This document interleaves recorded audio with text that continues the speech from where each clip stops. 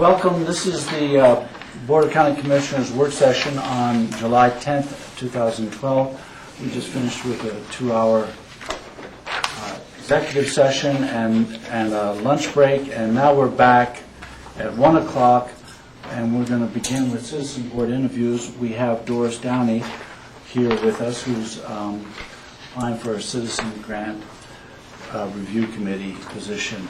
Thank you for being here, Doris. We appreciate it very much. Thank you. And I think you've been in this position before, haven't you? You've been interviewed before, haven't you? I think I've served 3 years on this same committee. Yeah, but you began with an interview initially. Yes. Yeah, and so you have nothing to worry about at this time. This is a reappointment. Yeah, so the board's just going to ask you a few questions, and then we'll go from there.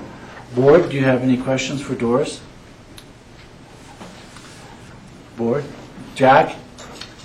Doris, thank you much for filling out the questions, and we feel it's very beneficial to get an understanding of what volunteers are thinking and experiencing. You have mentioned something that I think all of us are aware of, suggestions to make the board more effective, improved evaluation application systems that are more aligned. Would you explain, give us a little feedback, what you mean by that? Yes, I can. Earlier this year, a small subgroup of us got together with Mitzi and Nan to talk about making the application a little bit more user-friendly. And there was nothing wrong with the application. It was just that what we found groups doing was cutting and pasting and not really giving a lot of thought to what the question was really asking. And so they dance around a lot of the items that we asked for in the application without really telling us what they were doing and how it was going to work and how they were going to know it was going to work. So we tried to simplify isn't really the right word, but it was simplify or streamline to some extent the applications, just in a hope that we could get a better sense of what they were doing so that we could be in a better position to evaluate their work. That being done, we then had to work on the criteria evaluation to make the two more compatible for board members to read the application, read the grant proposal, and then evaluate it in a systematic way. So I think everyone agreed that there were some improvements that could be made. There were no fatal flaws to what was already being used. We just saw that there might be some ways to improve it. So improve the tools on both sides. On both sides. Yeah, exactly. Great. Thank you. Board? Other questions? Yes, Rob? Thank you for being here. Also, in your biggest challenges section, you talk about taking 2 years to come up to speed. Yeah. Do you have a suggestion? I mean, should we be doing 4-year terms? Is it... I know part of it is the youth member that's only there for a year, but it's hard to have a youth member serve a longer period of term because they kind of move to college or whatnot. So, first of all, I thought it was a 4-year term. So I was kind of surprised when I got called and said I needed to come in for a reappointment interview. It does take a while to come up to speed. It's a lot of work to read all of the grants and then to become familiar with what are the critical elements that one is looking for in terms of decisions about funding. And Mitzi and Nan are terrific leaders, but each grant member is responsible for reading every proposal and evaluating every proposal. And so I really felt that the first year you're just pedaling as fast as you can. The second year you feel pretty good about it, but you still miss things. And by the third year you really have a good sense of at least what the process is. And so I actually would recommend 4-year terms. In terms of the youth member, I think I've given that some thought this year, and I think that we Perhaps, I haven't really discussed this with Mitzi, so That's okay, go I'm for it. probably talking out of school here. I think what we should do with the youth member is change our expectations of them. Maybe they don't have to read every proposal, maybe in its entirety. Maybe they should look for, maybe we should give them better guidance about what to look for when they're looking at proposals. And because what we really rely on is their knowledge of youth in our community.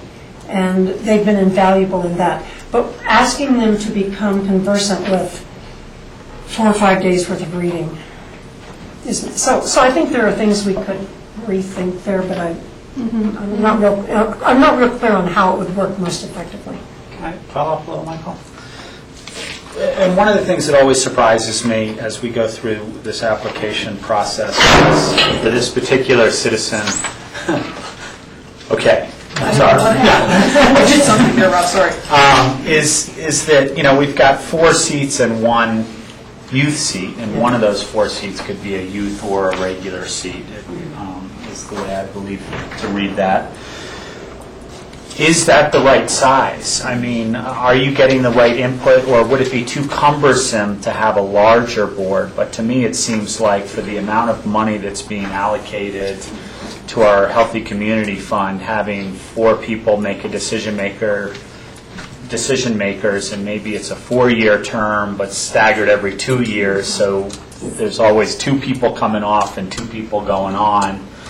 And maybe the youth is a 2-year term where you have 2 youth, where one is in a training position, and the next year they're kind of up to speed, so their input is much more valuable because they're not overwhelmed. But to me, it's always seemed that 4 people is small. I don't know what your thoughts are on that. That's a good point. I mean, your points are well made. I like the idea of thinking about having a youth member be an observer when you're in training, or whatever you want to call it. I like that. That would allow them to be much more effective. It's just that these kids are so busy these days. Yeah. I mean, they are way busier than any of us could ever have dreamed of as young people.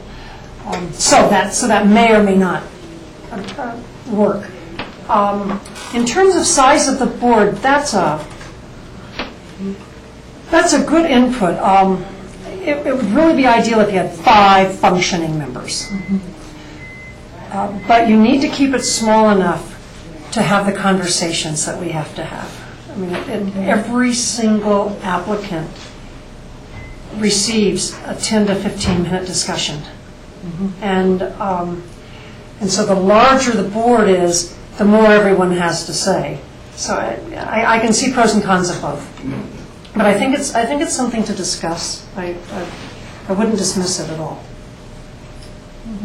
George? Yeah, I just want to follow up on that. Two quick things. Terms are 3 years, and they are staggered.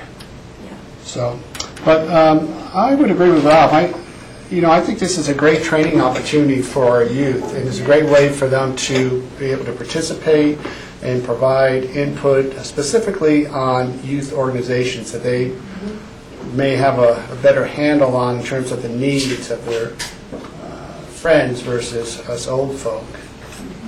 But I just wonder, again, given the importance of this fund, the dollars that are being distributed, should we be considering adding another full-time position so we have a board of 5 plus a youth, and youth can provide some good input, but we're not really reliant on that 1-year status. So I think that's something to consider. I don't know if we could do it this year at this point or next year, but I know we've got a lot of great applicants. So, but anyway, I would agree with Rob on that. I think that's something that we need to look at. We do have enough applicants this year, interestingly enough, to add an additional function. Rachel, do you have a question? Yeah, I was just going to ask, in terms of all your reading and then discussions, do you find a lot of split votes on the recommendation, or are you able to kind of reach a consensus and then come forward with it? We work really hard. The group that I've been involved in for the last 3 years works really hard to come to consensus. And if someone is adamant about a position, we'll stick with it until we can Work it through. until we can either work it through or agree that we're going to disagree. And then I think maybe in, out of 70 applicants and 70 grants, maybe we actually vote on 5 of them. Maybe not 5, maybe Well, 4. And I think the preponderance of them have been in the environmental arena. Yes, yes. There are Challenges. big discussions about environmental groups and what kinds of funding they should receive from the client. Thank you. Any further questions, Jack? Yeah, I had, even before this discussion, thought about adding another regular member, as it were, and encouraging a couple youth, because we say up to 2 youth anyway with the bylaws, the enabling legislation. And your idea, and it would require some thought as to what would be expected of the youth, but with a couple youth there, and you're really into feedback, maybe you just don't have to read the encyclopedia to the degree.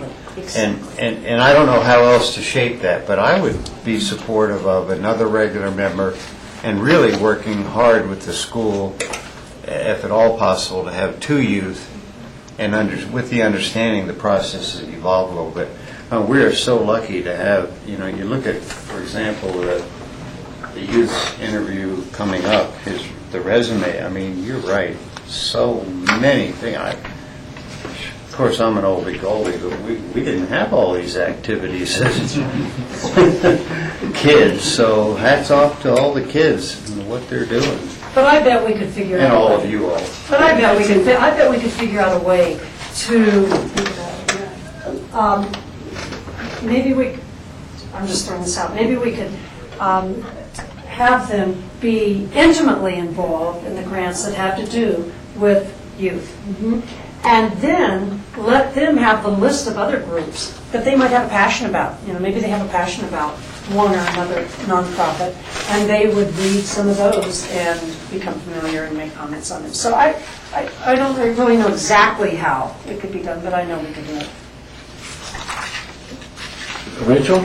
Yeah, I'm intrigued by that on the one hand, but then on the other hand, I think that part of the experience of someone who is going to use this in their college applications and discussion and things like that is to become familiar at some level with the needs of the community that exist beyond, and I think of many youth organizations. I support the youth center and the ski club and so on, but to kind of understand what the needs are with the food pantry and that their neighbors may be in need, and what if it means to have a dental care program, and so on and so forth. And so I don't know that we should slice it and dice it, and maybe there's other ways to talk about the emphasis. But I really fully agree with you that their input to what services seem to be there for youth matter. On the other hand, are you necessarily aware that some of your classmates are in family counseling, and that's beneficial to the youth of the family as well to have that counseling service available? So there's the seen and the unseen. Rachel, one way we might do that is that the youth member is present for all 4 nights. Yeah. When we discuss. So they are, because the grants are spread out throughout various sections of the evaluation system.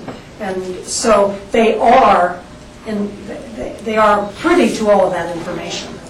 But how we help guide them toward that is the dilemma. I agree with what you're saying, but I just but you're don't want to short-circuit it so much that the value is diminished. well, yes, because a part of it is we're looking for help from them, but we're hoping to educate them too about the value of these things in the community. Yeah, exactly. Thank you. Doris, thank you very much. Appreciate your Thank you. application. Okay, talk to you soon. And our next applicant is is this your middle name? Dewey, yes, sir. Dewey Solomon. Come on. Yes. Kid, thank you for being here. I kind of like the irony of your name. kid is the kid, he's the kid member. I'm not being, You don't want to do that. I'm not being condescending. So, Kid, you saw the sort of interview that went on before. You don't have that experience of years on the board yet, but you heard the discussion about youth members and stuff. So the board will probably follow up with you, and we'll just ask a few questions. We have about 15 minutes. So, board, any questions for Kid? Rob? Thanks for being here. Of course. I think your resume shows a lot of initiative, and it is, as Rachel said, or as someone said, pretty impressive to the amount of stuff that you do. I think Jack said it. So my question is, what do you hope to get out of this? Well, I've always just been in theater and the arts, and that's all I've ever really done with my life. But the more I think about it, the more I grow up and learn more about kind of our country and how it functions, and I really like that aspect of it, and where the money goes and who gets what in the community, and it's always interests me. And then this opportunity came up, and it's just kind of a way for me to get that experience of a different side of what I could do in the community rather than just be on stage. Any other questions for Kid? Yes, George. Okay, thanks for applying. You've heard some of our conversations about the youth position in terms of, because it's such a short-term position, it's 1 year, and the challenge in terms of getting up to speed on all these organizations, 70 organizations, to try to figure out exactly who they are and what they do and what sort of funding they should receive. So how would you go about that, and where do you see your strengths in terms of helping the community, helping the committee figure out how those funds should be distributed? Well, I really like to read, and so I know there's a lot of reading involved. And I think the easiest way to get it is to read everything I could, and I always make time to read, so I think it's just a matter of putting a personal book aside to read a grant. And I think also I'm interested in it, so to read and learn more about them wouldn't be a hassle or something I had to do. It would be something I would like doing. So I would like to enjoy that experience of learning about them and learning who they are and what they could do for the community. And I think that's why I could help a lot, because it's interesting to me. Do you think you can add anything in terms of being a younger citizen in the community, in terms of some of the specific organizations that deal with youth? Yes. I think just especially now the world's changing a lot, and the youth are kind of, personally for me, I know I'm gearing a lot towards the environment and seeing all of those aspects, and so I think having a younger perspective is helpful to anyone, not just these grants, but to any group of adults trying to make decisions, because I think we are inheriting what's coming down, so I think having all of these experiences make us just more viable to have an opinion, because it's going to be us making these eventually. So if we start now, then we can shape it into how we'd like to see our communities and our world, just because we've grown up here and we all care about this community. So I think if it's not me or someone else, I just think having a youth makes that aspect very important. Thank you. Jack or Rachel? Rachel? Yeah, thank you, as others have said, for being here today and for applying yourself throughout the community. I'm kind of curious, how did you come about hearing about the opportunity, or was it a counselor who solicited you, or was it posted and you just saw it? I mean, Well, first off, Mitzi, I live at her house during the weekends during the school year. I'm best friends with her daughter. So He is best friends with my mom. I hear a lot about... literally lives at her house. Yeah. He does not live at my But house. there are a lot. So I heard about it through her, but also frequently. And but my friend Shannon Pierce was the grant advisor a few Last years year. back. Okay. So that's how I heard about it through her as well. Great. Well, it sounds like you have a pretty good grasp of what you're taking on in terms of the reading and the time commitment. And Yes, ma'am. appreciate your applying. Jack, did you have a question? Well, this is an ideal situation where we, the community, have the benefit of a youthful perspective, and also ongoing, as you stated, the development of youth and maturity. You really touch an area that I don't think a lot of kids are involved in with all these nonprofits, only specifically, the ski club, or maybe if one of the kids needs some counseling, a little temporary help, whatever. But so the question is, do you feel that you are in tune with the majority of kid values going on? You know, because boy, what a wonderful resume. I mean, you've been so involved, but it's very intellectual, academic, as well as the theater, I don't know how I would describe it, I'm at a loss for words, the arts part. I think that in this community specifically, I know a lot about other kids because we've all been raised in this really idealistic, perfect community where nothing goes wrong, and so I think we all kind of have the same mentality about how we view everything. But I also think I have a new perspective because my whole family is from down in Louisiana, and I know my niece and nephew struggle a lot with their mother and money and finances, so I think I kind of have another unique perspective, not necessarily of this community, but of another one that kind of gives me not only this view of an idealistic, perfect world where nothing goes wrong, but also kind of what other kids in the country are having to face. And I think that's another reason that I want to see what else is out there other than just the theater and school. I want to see that if someone needs counseling that's available, or what the food and however people are struggling with this now, I'd like to see how I can help and if I could. And I think this is a great opportunity to be able to do that. Yeah, outstanding. This is a really positive experience for even the self-development portion of your current and future life. You will have an introduction into a lot of variety about what makes really a community go. It's not that ideal. It is a wonderful place to live, but people, that's why there's 70 applications, for example. Sometimes people help, others need help, others, just a whole plethora of things that you'll learn about. So it's a give and take situation. We appreciate your application. Well, thank you for the opportunity. Rob? Yeah, I have a request, if the board so agrees, to Mitzi regarding this, is because these interviews on reapplications have been so helpful for us on so many boards, and I see you frantically taking notes on ideas and stuff like that, which is great. So I think it's helpful for the lead staff members as well. But I'd really like to see, because these youth members come in and sit 1 year and they kind of move on to college or whatever, I'd really like to see an exit interview or something that parallels our reapplication process, so we can get some feedback and really better direct the position, as opposed to kind of moving on to the next interview and not really knowing from the outgoing person what went well or what went wrong. That's great. Are you suggesting, Rob, for the youth only or for everyone? Well, we do it with the reapplications for the other interviews, just like we just did, in the last interview. So we won't have that opportunity with the youth. We won't have the opportunity with the youth because they only sit for 1 year. But if we as a board can direct questions and really see how their experience was and have a process that somewhat mimics our reapplication, as opposed to they leave, and it's kind of like doing an exit interview of a good employee so that you can get feedback to the organization. That's the way I see it. And so I'm asking the board if that's a request that we can move forward with. Is that okay with the board? Yeah.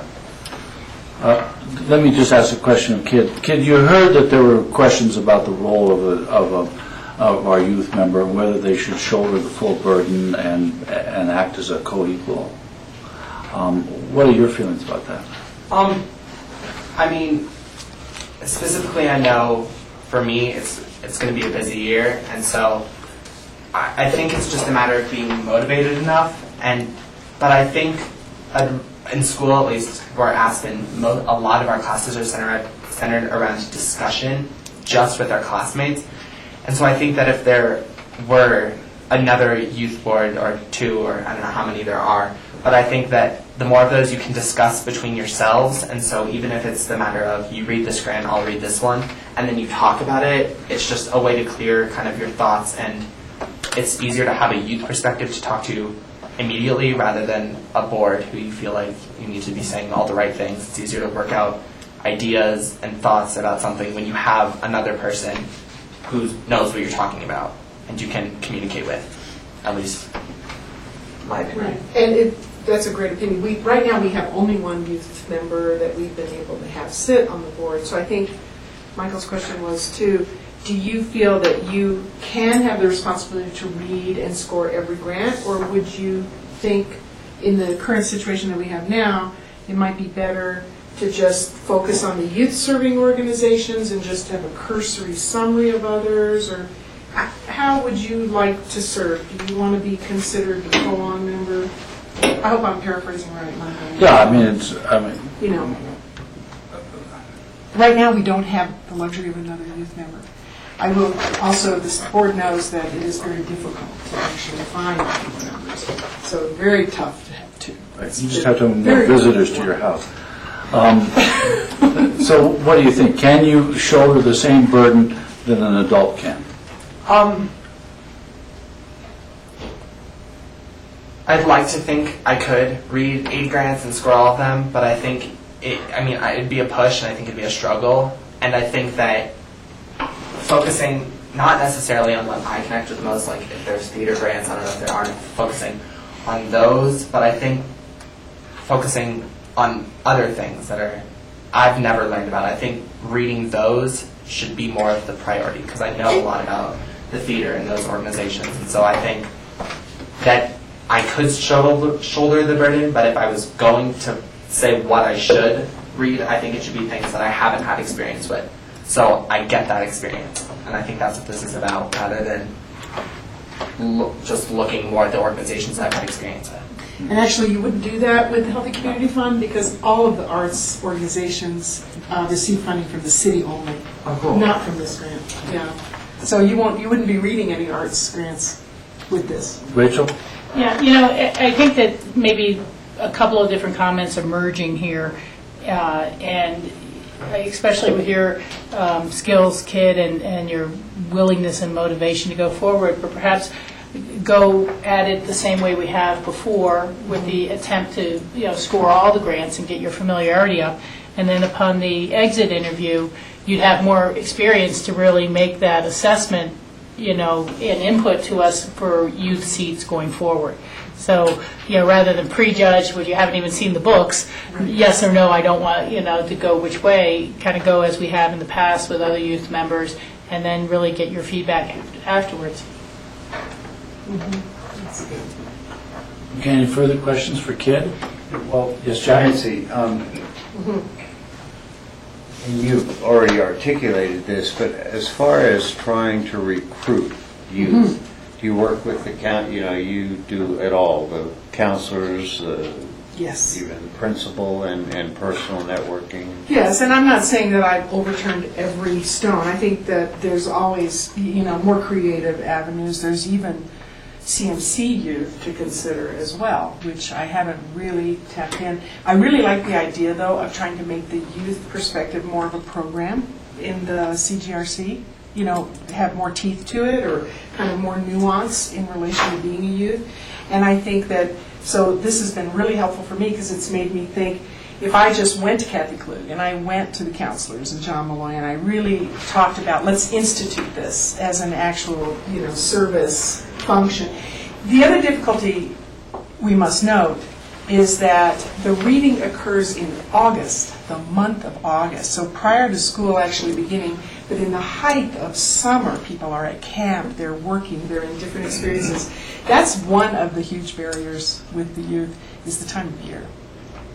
On the other hand, you could say that it's better to not be in school and have this function, because once you hit school, you're going to have so many other things to be reading.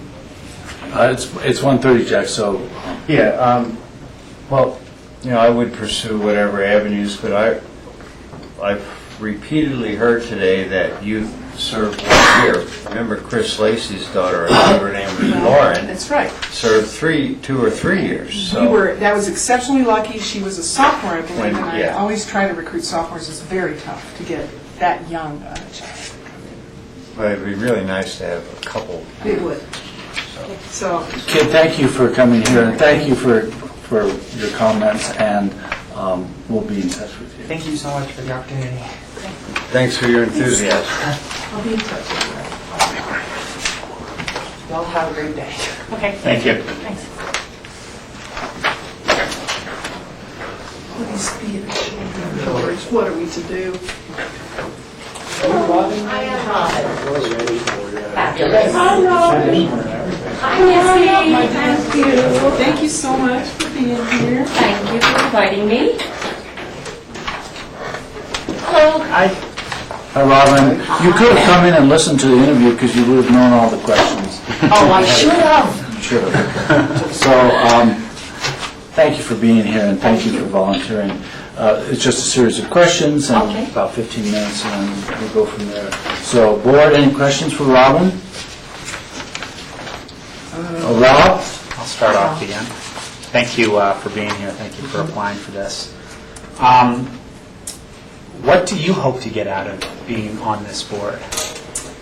I love being involved in giving back to the community, and I feel like growing up here and going to school and raising my family and coming back and being very involved in the nonprofits as a teacher, as a committee member, that I just would love to be giving back. And I thought, what a fantastic committee and board to be a part of.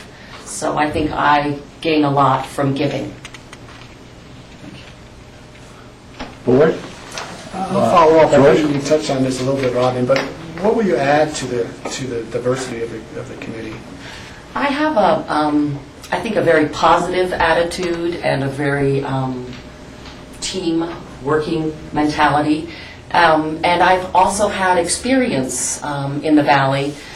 After I graduated from college and came back and married Peter and raised my children here, I taught at the Wildwood School for a number of years. I taught in the public schools, and I was involved in many, many, many committees, boards, and actually I've even started an interesting committee in the last year that has to do with giving back to nonprofits.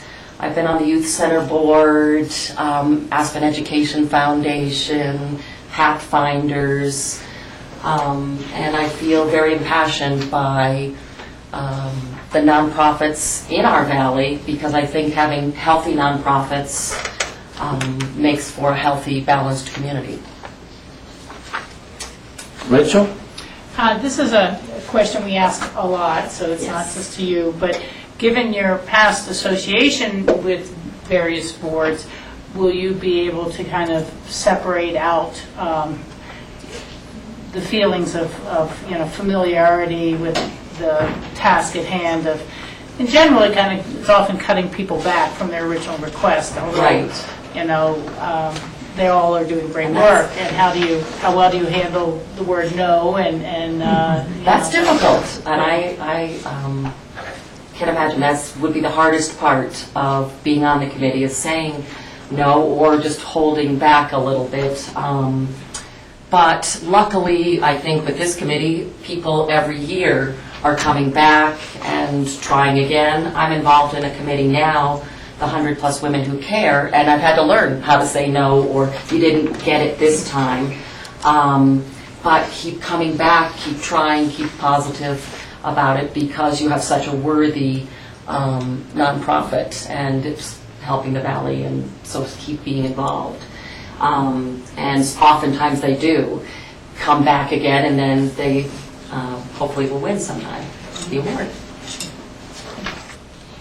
Jack, do you have a question? Yeah, part of, I would assume, the responsibility for being on this board is to deal with their annual budget, et cetera. You have background in financial matters at a, I'm not talking deep accounting, whatever, but at a cursory level. Mm-hmm. Yeah.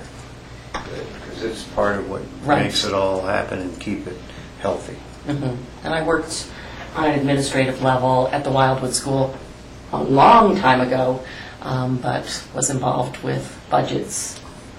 Well, it's a great working group. Do you know some of the people already on the board? Because you're a I volunteer. don't. I mean, I don't know. I don't think you know anyone. Which is It's an outstanding, for me. like all of our boards, of course. But- Well, thanks for your application. Well, great. Thank you so much. Any follow-up questions, board? Robin, thank you for coming and Thank thank you you. for volunteering. We Great. really appreciate it. All right, thanks, Betsy. Okay. Thank you, board. Thank you, Mitzi. Welcome. Our next citizen board interview is with Roberta Bobby Teleska.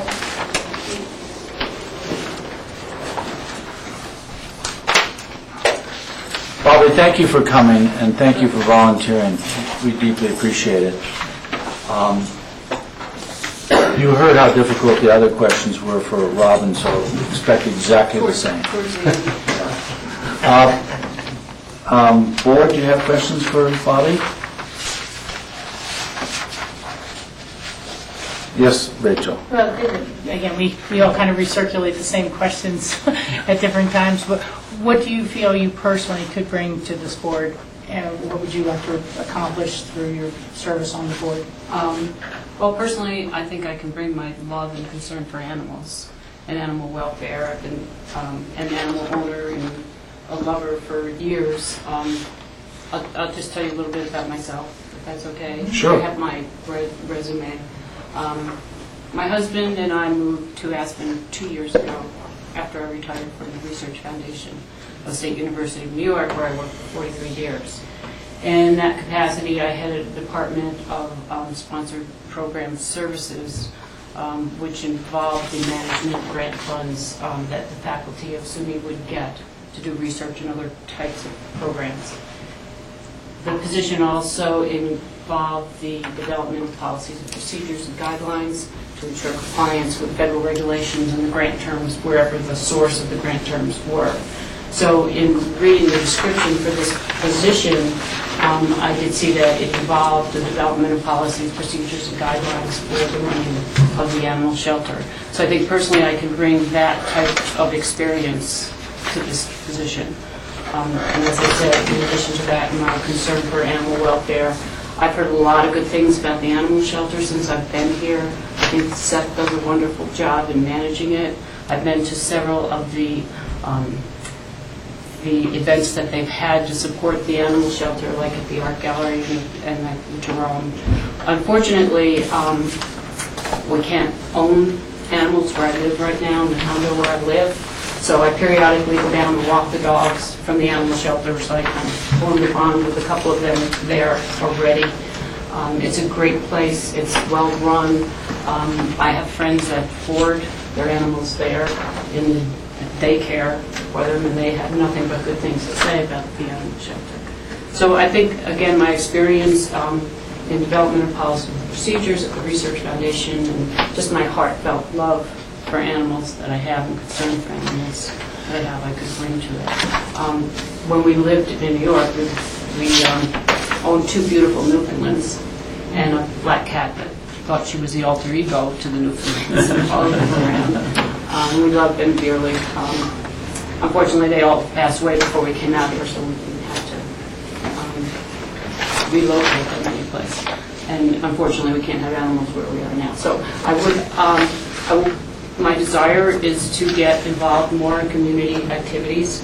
My husband and I have volunteered for a number of other activities in town, like we've worked the World Cup and Food and Wine and built some, did some trail building recently. So we're just trying to get involved more with the community.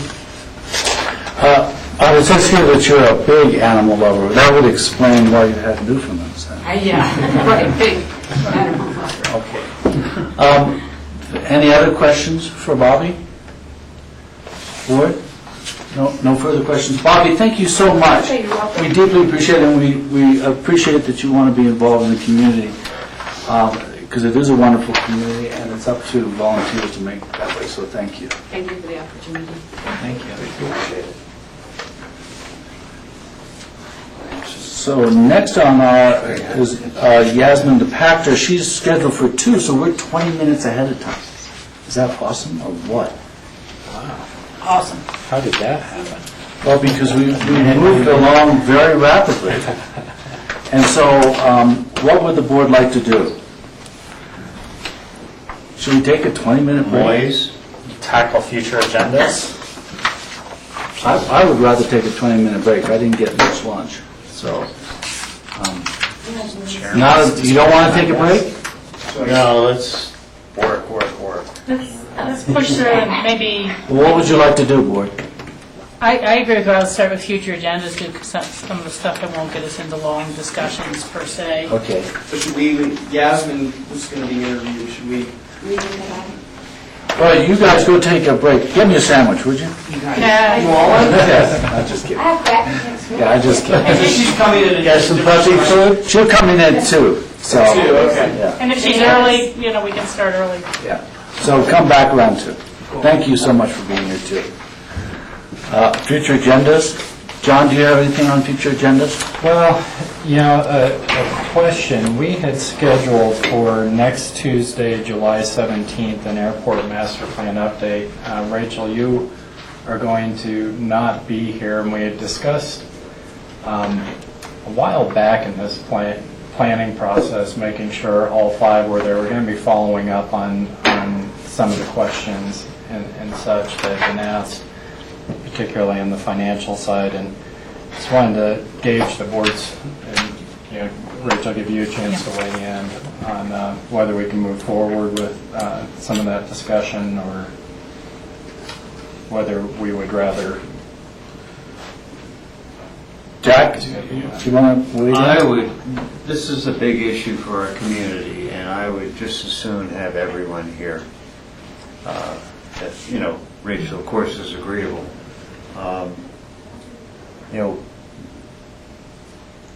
Complex, controversial, so let's not leave any stones unturned, and have full participation. If possible, John, maybe, we certainly leave agendas to you and the chair. Maybe we just shift a week, around. Do something like the 24th. Rachel, what's your feeling about it? You want to miss a meeting or not? Well, I will be at a meeting, just a different meeting. Master plan. Yeah, no, I have thought about this a little. I noticed that looking at the future agendas prior, and, Jack, I do respect what you're saying here, but I have a certain sense also that this is about forwarding the plan on to P&Z to begin their work on it, and then it will come back to us after P&Z. And so, I had a sense that, especially at the last time, I'd gotten a lot of my questions out on the table to be answered, and I was assuming I'd try to look at the packet online and make comments. Now, I don't know if there's going to be material presented there that's not online. Well, we will be back on August 14th. Also, we have time scheduled for workshop then. There were 2 levels of question around finances and then around the east side, and we're going to be breaking those up. So Which occurs on the 17th. July 17th. That we'll be more prepared to discuss the financial issues, so we'll be more into the financial questions and such that were asked, and then the renderings on the east side and such would be the 14th.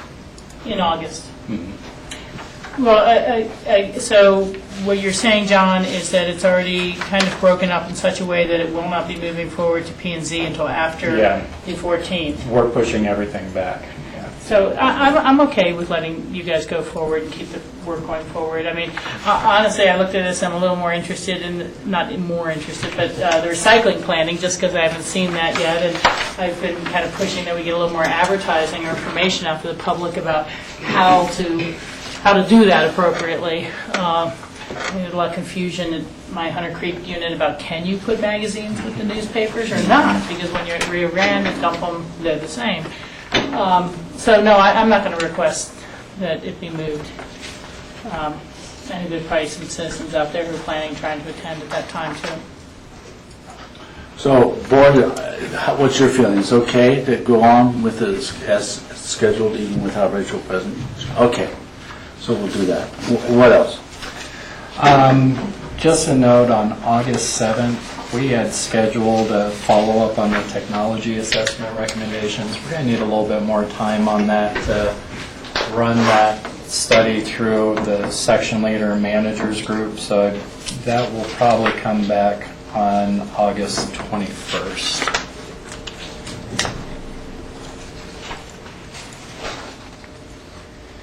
Okay. And then we had a question about a special meeting on Tuesday, August 21st on library and airport. Airport definitely will be moving back from that, so that'll be off. We may still have a question depending on the poll results and discussions for the library on that Tuesday. And that is because we'll be canceling the Wednesday meeting as a result of the Pro Challenge bike race. So that's on August 21st. Yes. Ask a question on that, John. So, because on Wednesday, August 21st, we had under the consent public hearings a resolution authorizing the library ballot question. So if that were to pass, would we be doing that on Tuesday the 21st then, as a special meeting? It's a two-reading item, and so we'd have to have the special meeting on the 21st because it's going to be almost impossible to access our meeting on the 22nd when the bike race is in. That's it. Jack? A question on the library. Are we going to, as a board, weigh in on the various elements of community discussion here?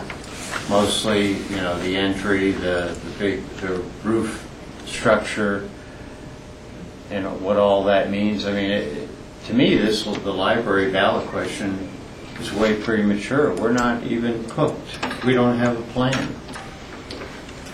And we have a plan, but we don't have it. It hadn't even gotten out of the city yet.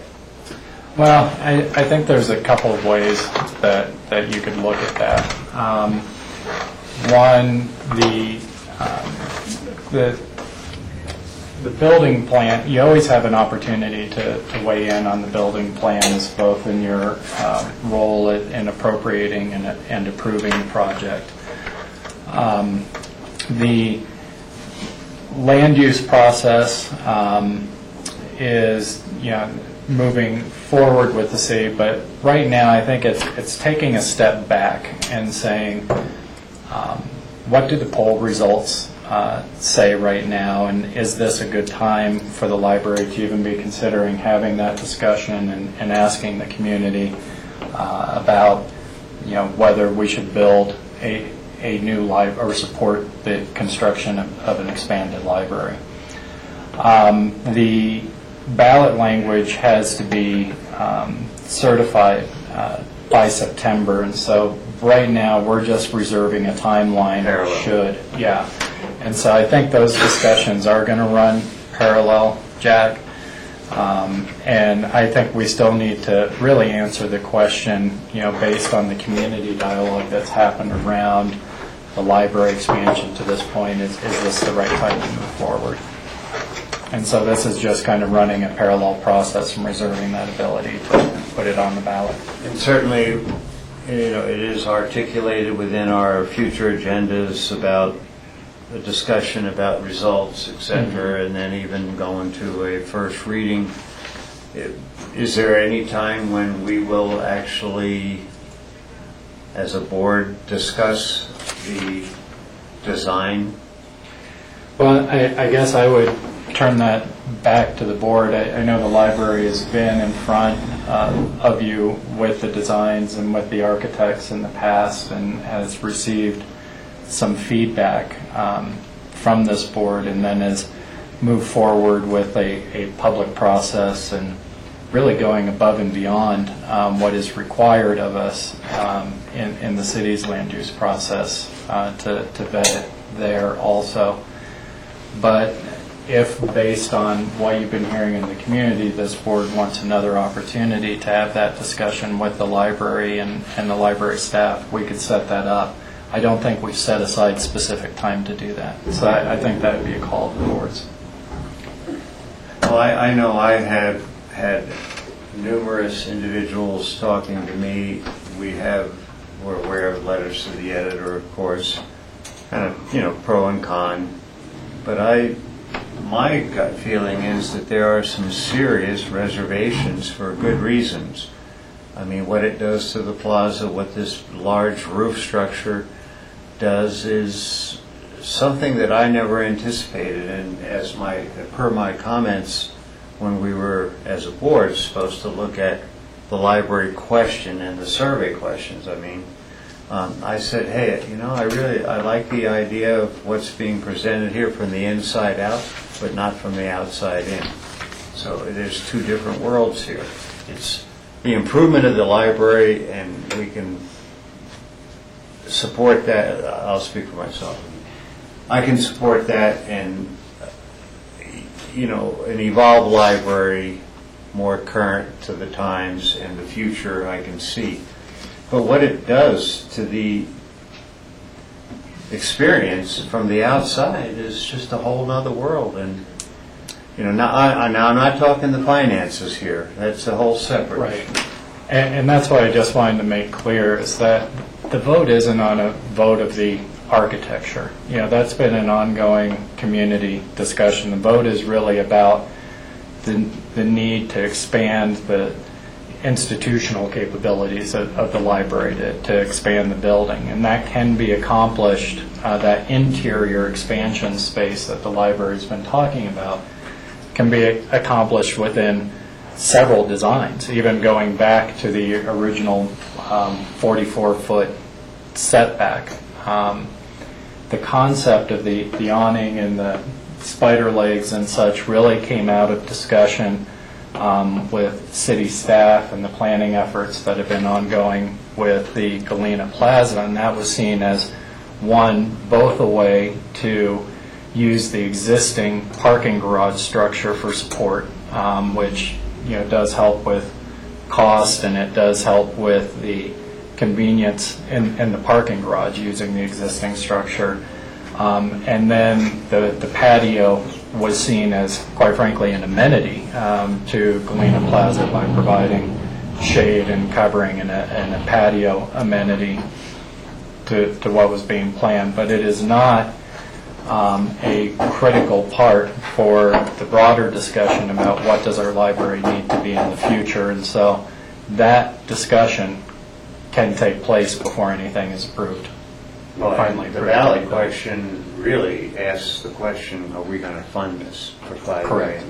Correct. That's the bottom line. Correct. They're both integral. What are we paying for?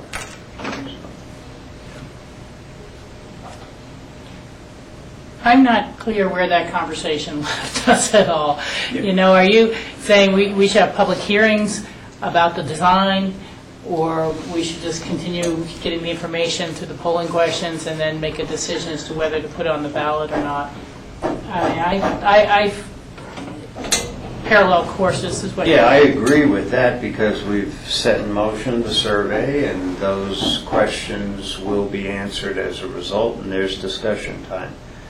I sense that we ought to, I just don't know if it's a formal public hearing, or at least put it on the agenda that we'll have a discussion. Jack, the only thing I'm concerned about is, the library board did come forward, and we did say we were going to go into this process with the city, and then if we change all that, we're starting that discussion over again. And so that would be my only, I'm not quite sure what the weighing in or outcome of that public hearing process is. Does that make sense? Well, it does, but on the other hand, this is city property, and we are contiguous and a partner, as it were, for structural, et cetera, however all that works. But it's county money, district money. It doesn't, Basalt's district is an old snowman somewhere there, and Emma, whatever, but Yeah, I'm for airing it out. Now, are we going, so I can see a pitfall in that, well, there's a city process, and it's the city environment, you know, as it were. Are we going to weigh in? That gives me some pause, because I don't want to derail what's going on over there in any way, shape, or form. I'm sensitive to not getting in others' business, quote unquote. Though it is our business, I think everyone understands what I mean here. I don't want to derail that. So, yeah, I might have to back off on my question and ride the wave and see where we end up. John, let me Thanks ask for you, the conversation. was the review in front of the city, was it a location and extent review?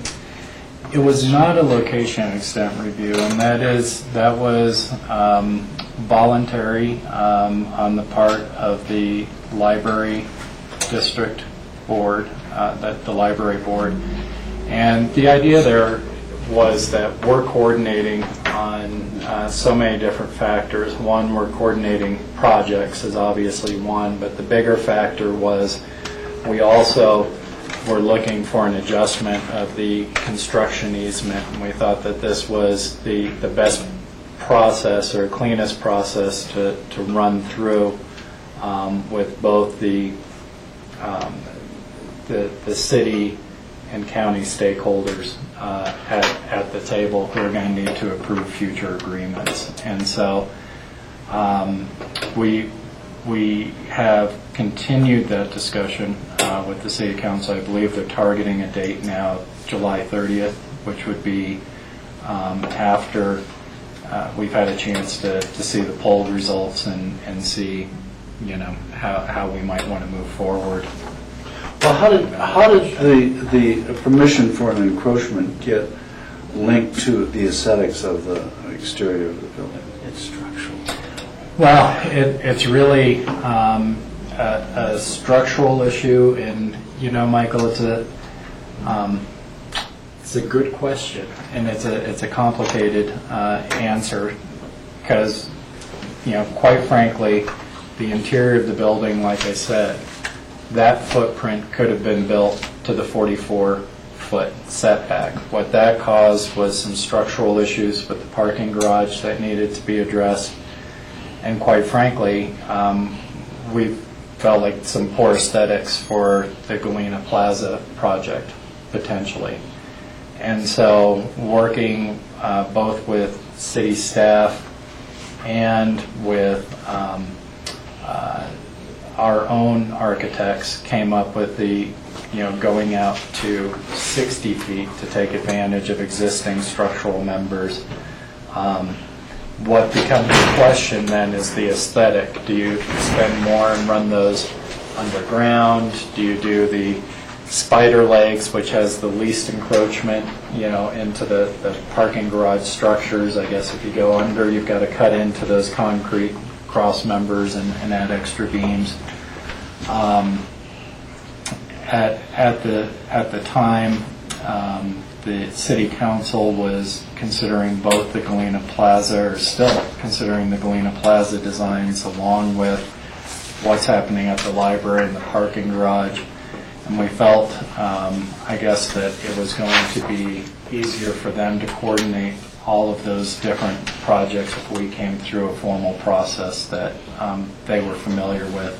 Their planning department started coordinating that discussion. And so I don't know that that's a good answer to your question, because quite frankly, I think the easement could also be dealt with separate of the land use discussion. Yeah, I mean, my impression was that the question of structural and project integration got lost in the discussion about the aesthetics, exterior aesthetics of the library. I agree. And I find that unfortunate, because it's impeding progress within the community of improving itself. And it's too bad, but we're run out of time. Yasmin, Yes, thank you for coming. thank you. Hello, commissioners.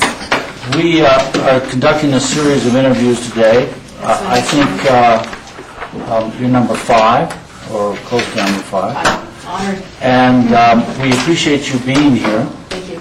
And the format's just we ask you some very difficult questions, and we see how you do. Fire away. Under pressure. I'm just kidding, of course. So, thank you for being here. Board, do you have questions for Yasmin?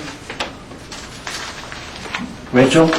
Well, knowing you a little bit and your many involvements in the community, why have you picked the animal shelter as some place to kind of focus some of your energies on?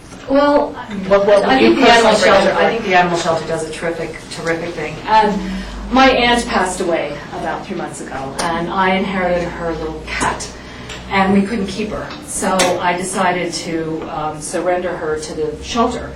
And this is, this was a big deal. And so we started, my parents as well as I, started going to the animal shelter on almost a daily basis to go visit little Bella. And I got to know the animal shelter pretty well. She's still there. Declawed, 7 years old, very cute, if you want her. Perfect indoor cat. What color is she? She's great. She's just a delight. She's really a sweet little animal. So we go there all the time to visit her. And I was watching how these people are at the animal shelter, and I was just really impressed. The dedication to the animals, the commitment, the consistently positive attitude from the staff. I was impressed. So then I happened to see it in the paper that there was a position open, Pitkin County board position, advisory board position, and I thought, well, I'll apply. Maybe. I don't know if running a ski lodge has given me much qualification on that, but I'm a problem solver, and I know that things come up, no matter how fabulously well things look. Things do come up, and sometimes you have to help solve some problems. So. Great. You got to be careful what you say about the staff there, because they...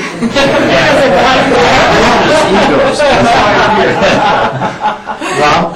Thanks, Yasmin, for applying. Tell us a little bit about your community involvement here. Well, have you read my extensive resume? And I see that the work section on there probably looks a little thin, and that's because we ran the ski lodge from 1979 until 2006, so that's my work. I sat on a variety of task forces and co-ops. I survived the Historic Preservation Task Force. We did that for 2 years, once a week. So I certainly am committed. I do have a few things that I'm involved with which may be considered controversial. So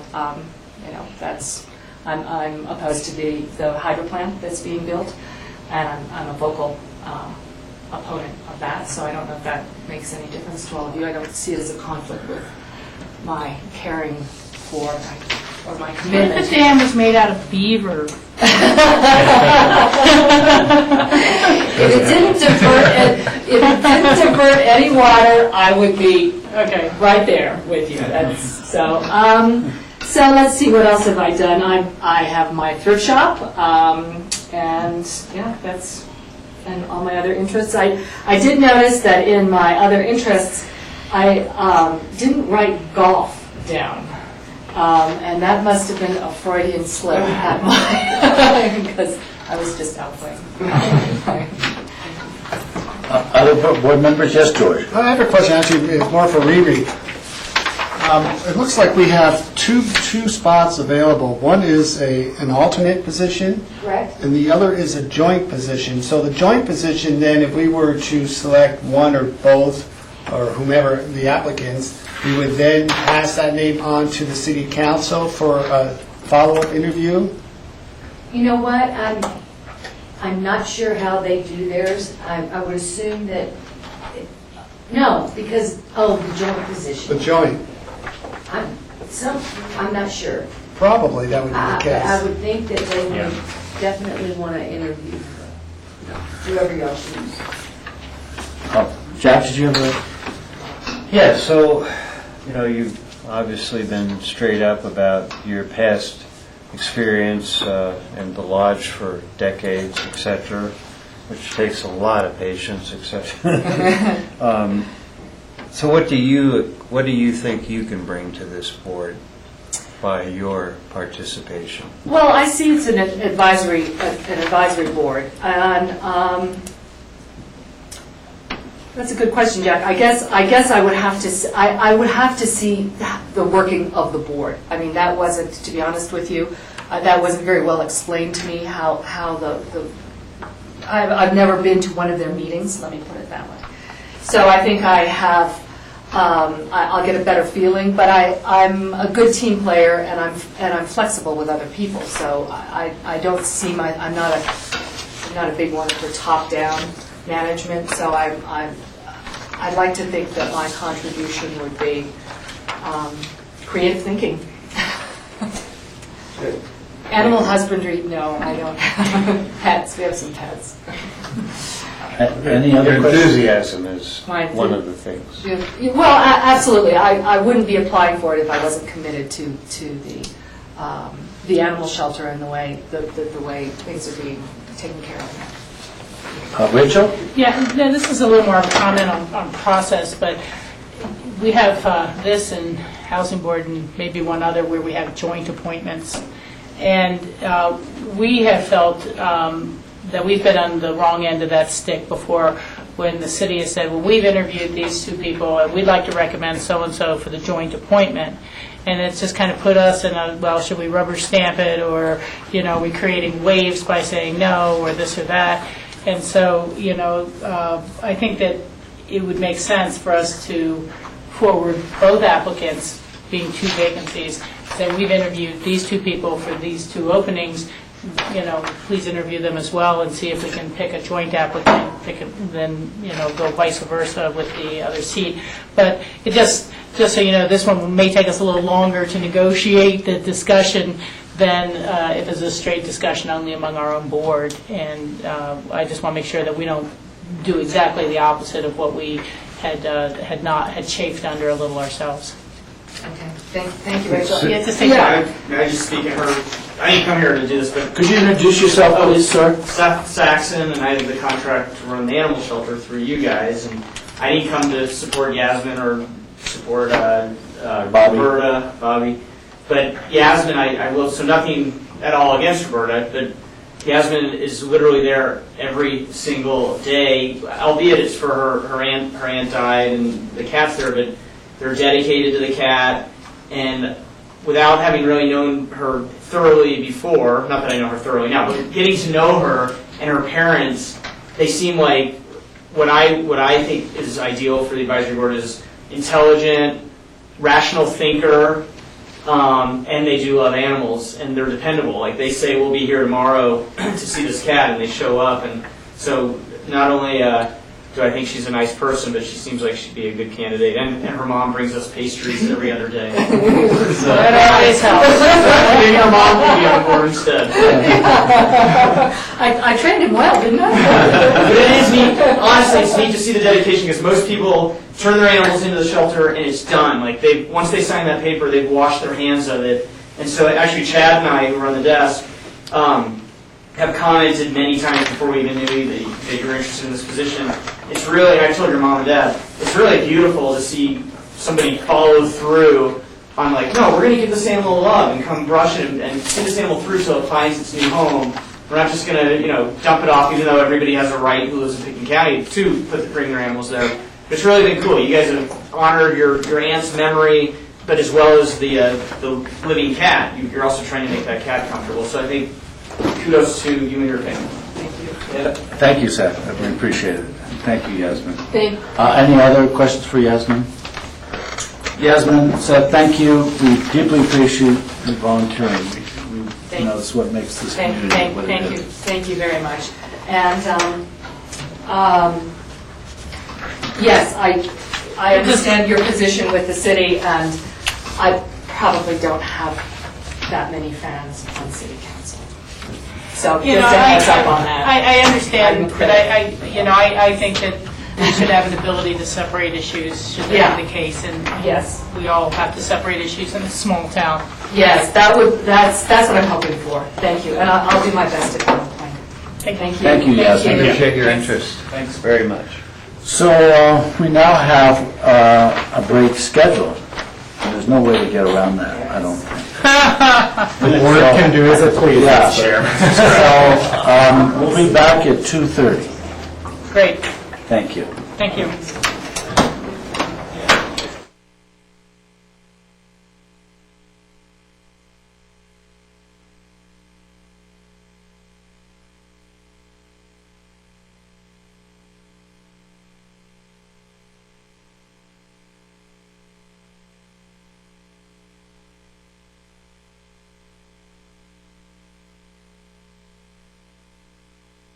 First item on our MOI is a budget supplemental request by the Healthy Rivers and Streams.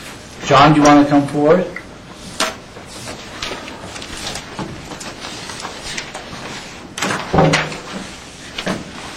Just introduce yourself for the public, please. Sure, my name is John Ely, I'm the county attorney. It always strikes me funny that memos of interest include budget. That's our biggest interest, John. Yes, that's kind of what it is.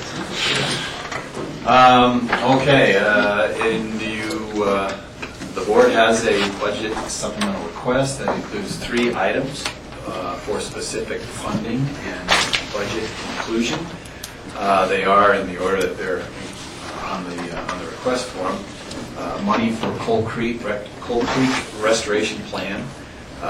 Money for the Rio Grande stormwater improvements, and finally money for a study to explore the relationship between real estate values, property values, and healthy stream flows. What's the board's pleasure? Do one at a time, or? Let's just go through it just the way you just detailed it. We'll go with the Coal Creek first. Okay. The Coal Creek funding request comes from the Roaring Fork Conservancy. The Conservancy has been a recipient of funding grants from the Healthy Rivers Fund in the past for this particular project for Coal Creek restoration. The restoration is basically in response to how the valley was left once the coal mine at the top, near the head of the basin, closed down some years ago now. The work has been undertaken in large part by the state of Colorado under the Mine Land Reclamation Authority and funding that it had through surety bonds. But that has taken it about as far as it can go. There's still work to be done, although the quality of the drainage has improved significantly. The problem that Coal Creek faces not only is from the mining activity, but also because the valley itself, Coal Creek Basin, is an area of a lot of exposure of Bankus shale, which of itself is a natural condition that deteriorates stream quality even without human activity.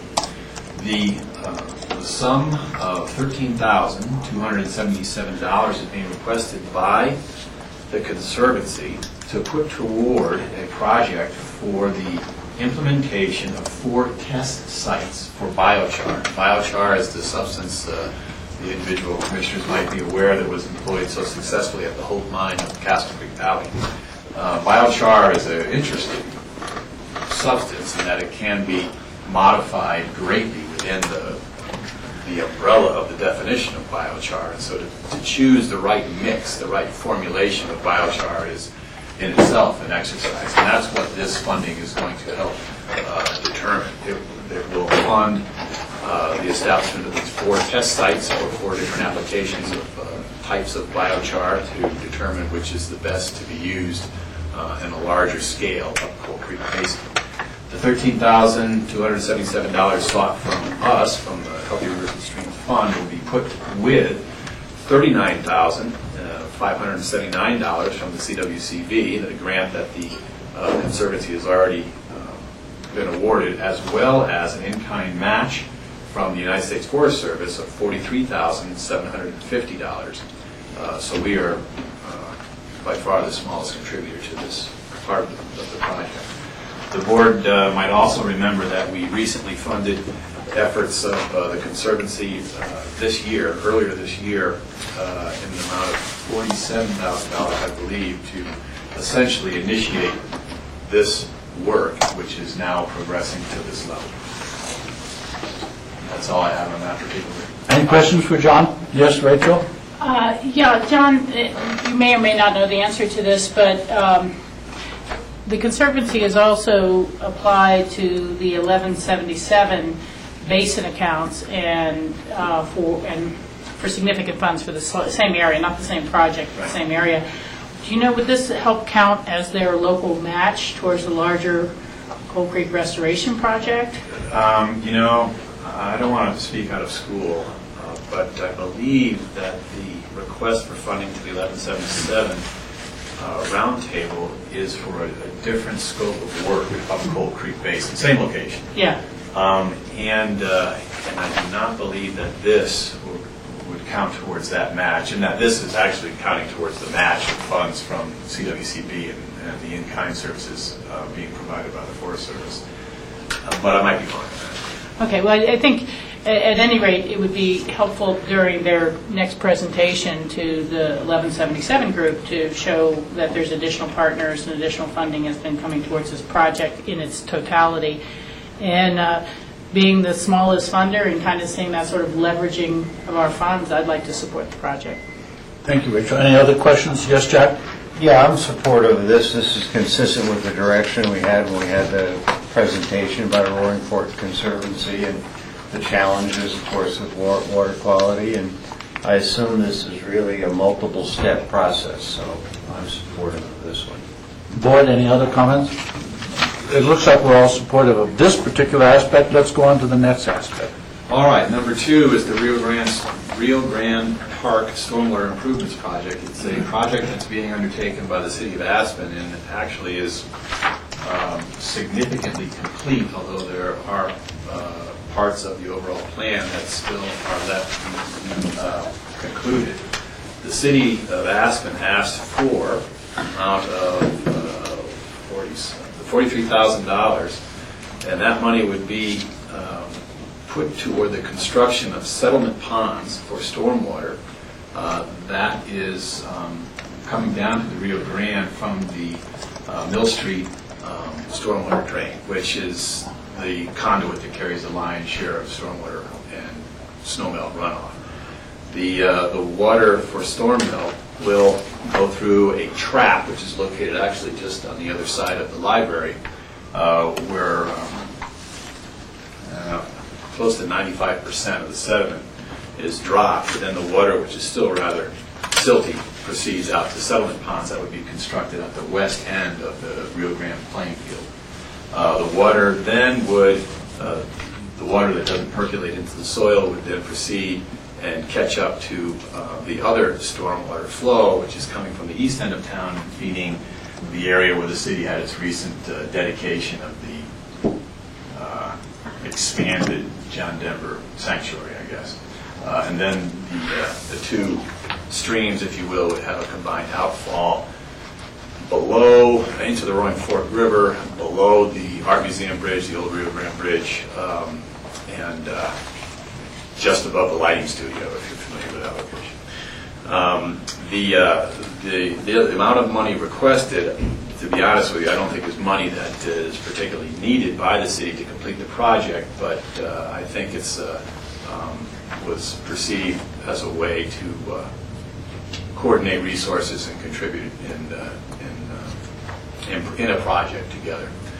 The Healthy Rivers and Streams Board unanimously recommended going forward, although they did have some concerns in that previously the county has hired Miller Ecological Consultants to take a look at the Roaring Fork River through this stretch that we're talking about here. And one of the reasons we hired Bill Miller was simply because he was the expert who was consulted by the city to do a lot of their biological and hydrological examination of Castle and Broom Creeks. And at any rate, one of the conclusions of the Miller report was that the problems associated with the John Denver Park, at that point, of course, being the kayak park, as it's known, acts to degrade the quality of the Roaring Fork River. In fact, he recommended its removal. Although I think the actual practicality of that is pretty well removed from reality. But But nonetheless, it's a situation that needs to be addressed, and the Healthy Rivers and Streams Board wanted to continue examining that situation and not exacerbate any negative impacts caused by the kayak park, and have those types of impacts associated with this stormwater project. However, it was easily recognized by the county board that alleviating stress on the river by traffic, siltation causing debris and particulates that are in stormwater runoff is a great step forward for the quality of the run forward through this beach. Question for John? John, let me ask you, can there be a continued examination of this project to make sure that it's successful, or at least to measure its results going forward? I mean, can we ask that the city do that? I believe the city is doing that already. I know it's doing it with Jenny and Dare, and I can't imagine that they wouldn't carry that forward, but we can make the request explicit. And so there's a loop there that the Healthy Rivers and Board learns about those kind of treatments and learns about how effective they are or not, and going forward we know what to support and what not to support. Right. Board, any further questions? Yes, Jack? John, in the workings of the Healthy Rivers and Stream Board, did they come up with a funding policy for outside projects? The board came up with and adopted a policy that they follow when entertaining requests for funding or for grants. Yes.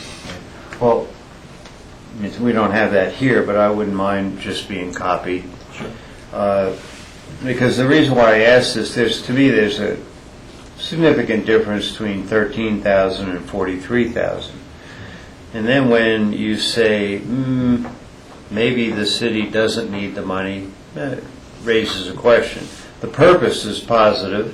I know there's already been one phase with the celebration, with it, the expansion of the John Denver Park. So, I'm supportive of the project. I just don't know how to weigh in on the dollars, even though that appears to be the request. What did you mean by saying you're not sure the city needs? Well, I think that if push came to shove, the city could pick up the funding demands for the entire project. But came to the county, I think, to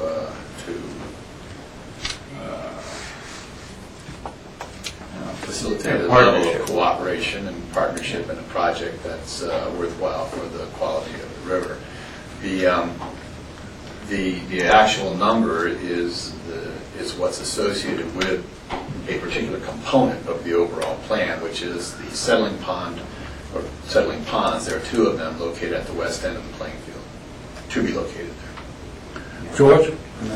John, do you know the total cost of the entire project, and so have an idea in terms of what our participation is? I don't, but it's significantly more than $43,000, that's for sure. Seven figures. Seven figures, okay. I'm just trying to get an idea in terms of our contribution. Rachel? Yeah, I don't know if others have had the opportunity to look down at the expanded John Denver Park, but really highly advise that just for the aesthetics of it, but then the working mechanics of it, which are kind of below the radar of what it does for filtration. And, as John has alluded to, the bulk of the sediments are removed through the underground tanks and filtration, and it's like 60,000 tons, or not tons, but just massive amounts of silt that they're able to get off out of the water first. And I was unaware until I listened at the presentation there that they were, planning the next phase, that's only half of it because they haven't caught all the stormwater that comes off yet. And, I was thinking back, there was a time period when I think the county was also involved with a stormwater task force that was looking at all the runoff, including from Red Mountain and some county properties. I remember Pam Cunningham was sitting on that, and it was back when I was on city council telling me how extreme the cost would be. And so, I'm willing to support this. I'd like to support it. I think that the city has shown a great deal of initiative with their stormwater management programs going forward, starting with Jenny Adair and then moving on and trying to catch all three of the main drain fields. But I kind of like to get a grip of where we are at for our stormwater drainage plans, for runoff from Run Mountain Road and things like that, so that we're not fixing everything on the city side and then kind of leaving our side just to be. And so, again, I support the project going forward. I think it really is an example of the type of green systems and green architecture that we need to do. In the past, it was always just underground it and put it in put it somewhere and have some sort of mechanical treatment and then just hopefully dump it out somewhere where no one's measuring very carefully because it never got too cleaned up, So I'd like to take this forward, but I also would like to then begin a little bit of a look on, how well we're managing our stormwater as a county off of our roads and what we can do in the future as well. Rachel, remember we had the project out at the Airport Business Center, and that was one of the first phases of the project, which was drainage from the Airport Business Center and a tertiary, not a tertiary, but a treatment before it entered the river, so similar to this project. So I don't know where that stands, but that's something we requested already. So is the board in favor of this? Okay. Item number 3, the study of the real estate values of the Roaring Fork and the Roaring Fork River. Michael, may I? Yes. Today's Daily News, there's an article that basically says the board has rethought the study and is not going to go forward. Do you know anything about that? I saw the headline, I didn't read the entire. Yeah, well, we ought to probably... We're here to find out what actually is what John's going to present to us. So rather than rely on what the newspaper says, let's rely on what John says. But one thing, Michael, it's important to note that when the board who proposed this withdraws it, why are we talking about it? Well, I don't know. I don't know if that's the fact. That's exactly what I'm saying, Jack. I'm saying that was something reported in the newspaper. We have the representative of that board here in front of us to explain one way or the other what actually happened. So, John? Okay.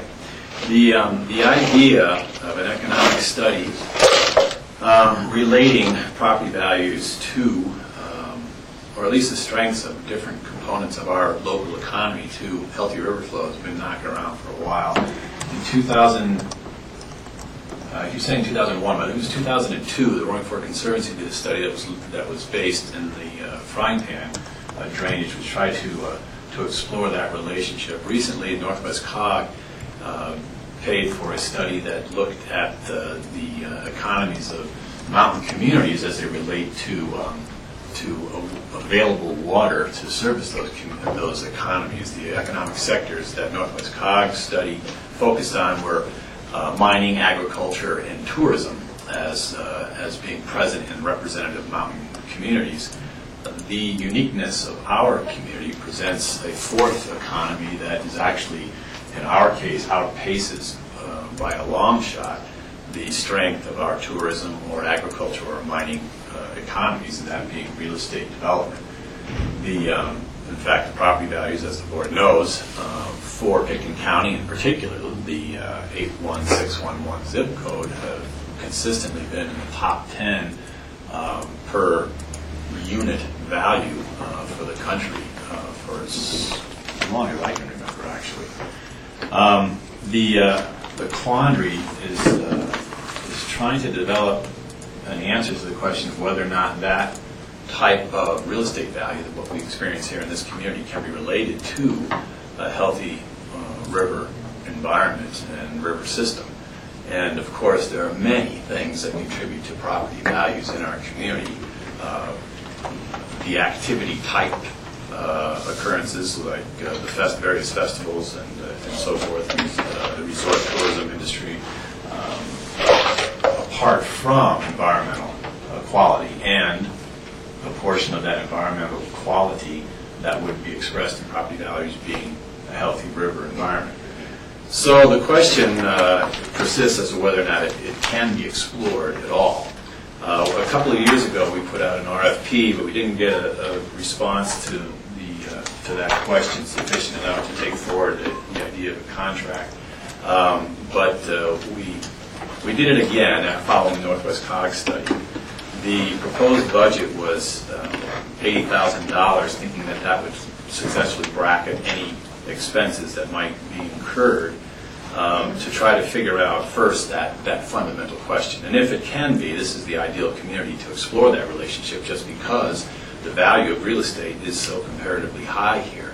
And if a direct relationship can be established and can be defended, then it would either go to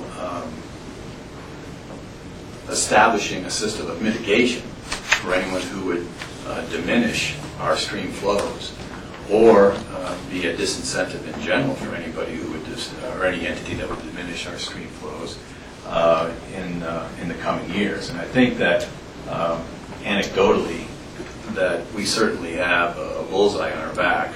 We, meaning the Roaring Fork drainage. I think that the Upper Colorado has probably been hit about as hard as it can be, and we're the next drainage on the map with an infrastructure in place that could be utilized for continued front range needs. So the study is, in a sense, somewhat prophylactic to determine if we can arm ourselves with another system of facts that we could use to defend our watershed from further diversions. To that end, the scope of work was defined and explored by an economist at CSU, as well as a local individual, Virginia Newton, who developed the framework from which an RFP could be deduced and sent out. The county board, the Healthy Rivers and Streams Board, reviewed this and supported unanimously the allocation of the full amount, the $80,000. I suggested that given the uncertainty of this type of study, we might want to break it down further into segments such that we try to ascertain the success as we go along incrementally, as opposed to one study up front that when we get the results of it, we're left wondering, well, okay, where does that get us and what does it mean? Something that we can refine as time goes forward, and that idea appealed to the board, and I think that's probably a miscommunication apparently that might be in the press. But at any rate, the recommendation was to go ahead with the study and to line item that amount for such a study. John, how then is it broken up into segments? Well, rather than first of all, one aspect would be to limit its geographic area analysis rather than looking at the entire county, or at least the part of the county that the Roaring Fork drainage is located in, but to try to localize it more and to develop whether or not such relationships can be teased out with some sort of mathematical certainty, which is actually very interesting when you think about it, to try to look at the various factors that go into and contribute to real estate value. And of course, we're not talking about simply properties that are proximate to or on a river or a stream, but properties in general in the community that find themselves enhanced just because of a healthy river system. In the same way, the properties in the community are enhanced by having preservation of open space or even federal lands and the BLM and the United States Forest Service that surround us. Rob, you had a question? Well, I mean, that was my question, but I'd really like to see this, as you said, kind of segmented into something that gives us a little bit more reassurance on where we're going with this, because when you really break it down, there are 500 variable factors that make our real estate values what they are, which contribute to our development economic sense as ammunition to compete against diversion waters, to the economic benefit either in agriculture or the economic benefit of the eastern slope, Denver, Aurora, whatever, whoever's taking our water. And I'm all for getting as much ammunition in that battle as possible, because I think most people, or probably all people at this table, would agree that there is economic benefit to having a healthy river stream here, no question. How you quantify that, I'm just completely at a loss. And we're talking an $85,000 start to this study. I don't know how you do it. I really don't. I mean, great restaurants, the music festival, the lack of the ability, supply and demand with private land. How do you definitively say this is the portion of the value that's contributed to healthy rivers? I'd like somebody to come before us before approving this number to say this is how we're going to tackle this, and that we really think we're going to have success in this. Or take a small number and say this is what we're going to use to test the waters to get a smaller study to lead us to a bigger study. In anticipation of at least being able to go forward potentially, we sent out the RFP, we received 6 responses on it, and the initial answer is the hedonic method is what is employed to try to tease out those separate influences. And it's kind of interesting, and it has nothing to do with hedonism, although the name certainly do. But as I told the Healthy Rivers and Streams Board, I'm not sure if this would bear fruit. And I told them the way they should look at it is whether or not you think it's something that's worthwhile going forward and exploring or not. And if it's not, then we'll look for some other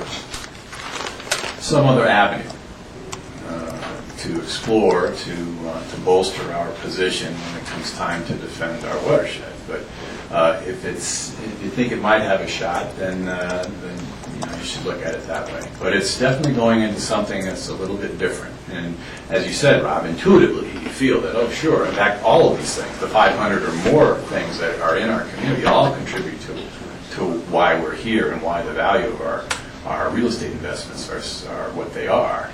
And whether or not that can successfully be teased out and quantified and then used ultimately in court, let's face it, and that's kind of what we're talking about, is a question that up to this point we don't have an answer for.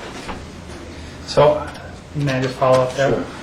You kind of alluded to your recommendation to the Rivers Board that you would start slow and move forward. How does that work with our appropriation or this request for 85,000? I kept that just the way it is because it's in a line item and we keep track of it that way. It doesn't matter that once the amount is appropriated for a line item that it's going out the door.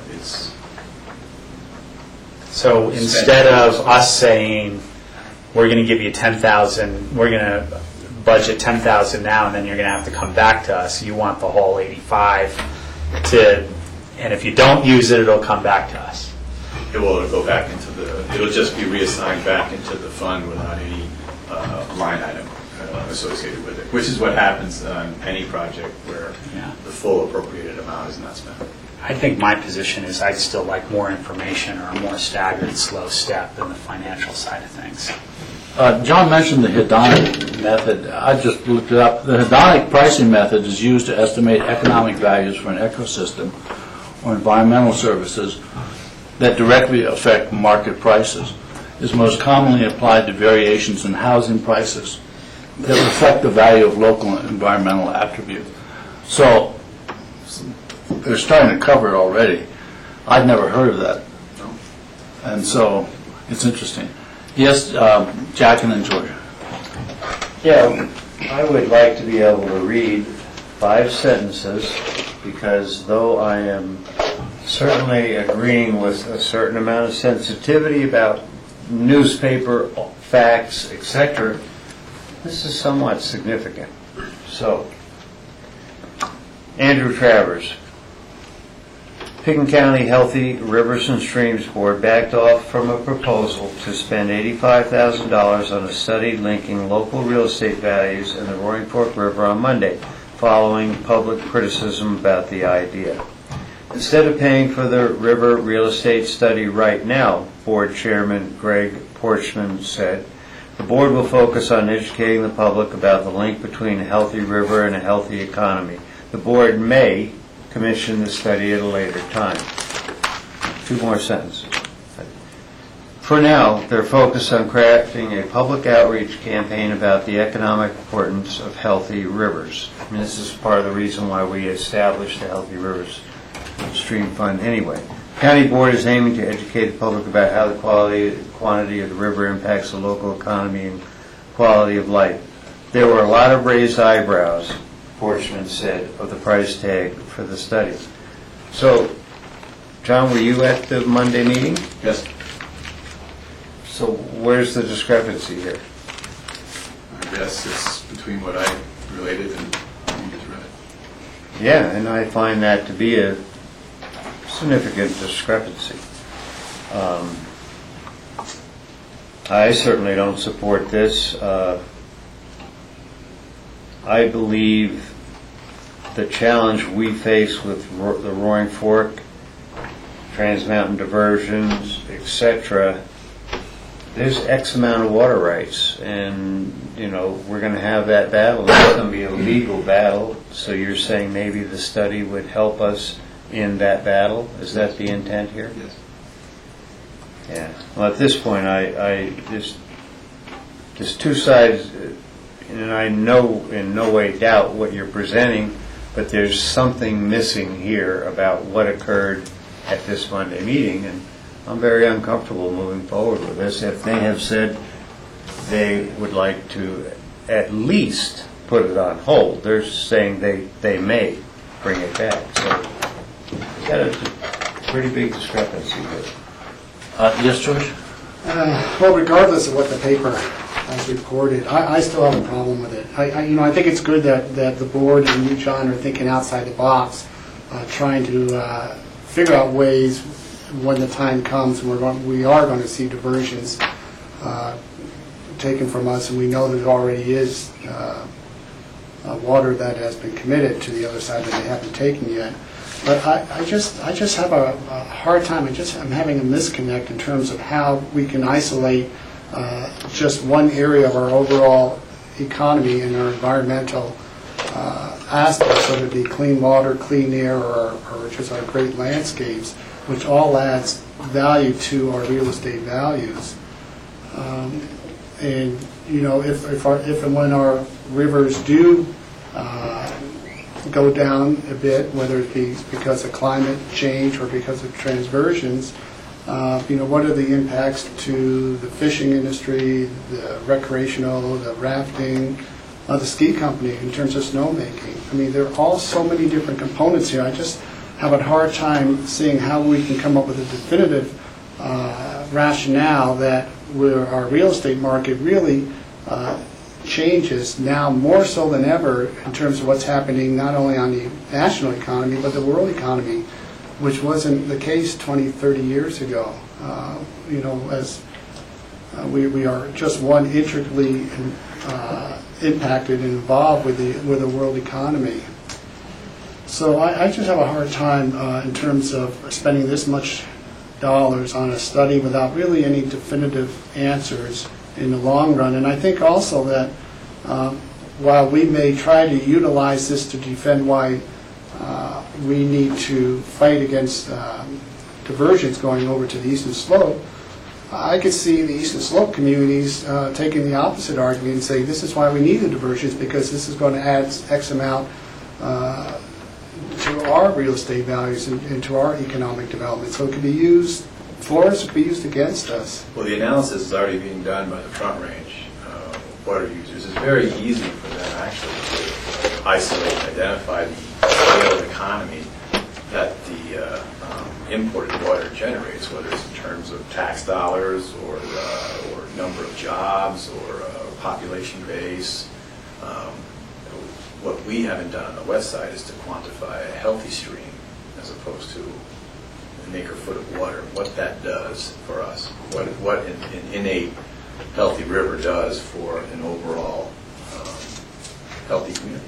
But you're right, I mean, whether or not it can be done is the unknown, and this is an attempt to explore that unknown. Yeah, perhaps one simpler way to start gathering data is through our assessor's office, because you can take a segment of the river and you can identify how many homes are right alongside the river, get their assessed values, look back a few years and maintain a baseline model and see what happens as the years progress and what other sort of factors may be impacting those values. Perhaps. I don't think I would go in that direction simply because when you procure a study of this sort, what you're getting, apart from just a document, is you're getting someone who has a forensic capability, somebody who can testify to its quality and defend its assumptions and calculations. So without that, you only get, a study only gets you half the picture. And of course, like I said, this hedonic approach goes beyond just approximate property. Everybody, I think, is familiar enough with the value of properties that have golf course access or ski in, ski out access or something along those lines. But this would be broader than that, something that's not, property values that aren't necessarily related to physical proximity to the river, but the community as a whole. Yeah, no, I understand. I just have a hard time with it. I can't support it. Rachel? Yeah, I guess overall, I support the request. I can support the request that I think Michael and Rob have made, I could be wrong about that, about seeing these phases of it and breaking it into pieces so that you don't proceed with any more than you have to, or you feel it's getting to the type of work that will be useful. And I think it's important to kind of come full circle on this with the conditional water rights that are out there and the potential for them to be perfected for Trans Mountain diversion. It comes back to the mitigation. What is the mitigation that will be offered or negotiated on in the court? And we've seen some, at least in my mind, pretty low mitigation being made to Grand County and their final settlements. How much is money towards narrowing streams so that they're still healthy even with less flow, or they maintain their temperature even with less flow? Things like that. So I think it's important to have every arrow in the quiver that we can in these kind of upcoming challenges and discussions about what's appropriate mitigation. John has kind of pointed out that they have begun and they have generated a number of different studies from the Front Range about the value of the water there and therefore why it's so much better for the state of Colorado as a whole. And I think we need something to counter that when we get to those dialogues. What it also really reminds me of is when the county, before my time, did the study of house size and employment generation. And at that point, no one had ever done it. No one had said, how can we determine, how many employees are generated between a 4,000 square foot home or a 9,000 square foot home. And there was some very significant work done with the county, and it had led to both our mitigation codes, and it's been work that's been looked at by other parts of the state when they're reviewing questions about house size. So I do think there's value to it. I realize it's something that's a little out there in that conceptual range, but I think that we need to, again, continue to prepare and to not be going in with anecdotal stories, but be able to have some of the experts who feel comfortable that they've really well researched the topic and can stand by any claims that are made. So I'm supportive of it going forward, but I would like to see it kind of done in the discrete phases and some discussion, with the contract coming back to us. I can put the whole thing in the line item, but then see it coming back to us for what are the deliverables from the various phases. So, John, do you think you can break it up into, say, 3 segments where we have an initial methodology kind of approach? What is that going to be? The second would be fact gathering, data gathering, and a conclusion, and we can get a feedback on each one of those? Well, you get feedback for sure. What Whether the logic would Yeah. follow that kind of, I don't know. I don't know either, but I guess what I'm trying to get, I think there is some support, but there is also hesitancy about not getting feedback on the study as we go along. And so I would need assurance, personally, that we get feedback as we go along. So, because it's a very complicated subject that needs analysis on our part at the beginning phase, certainly, to see if it's actually possible.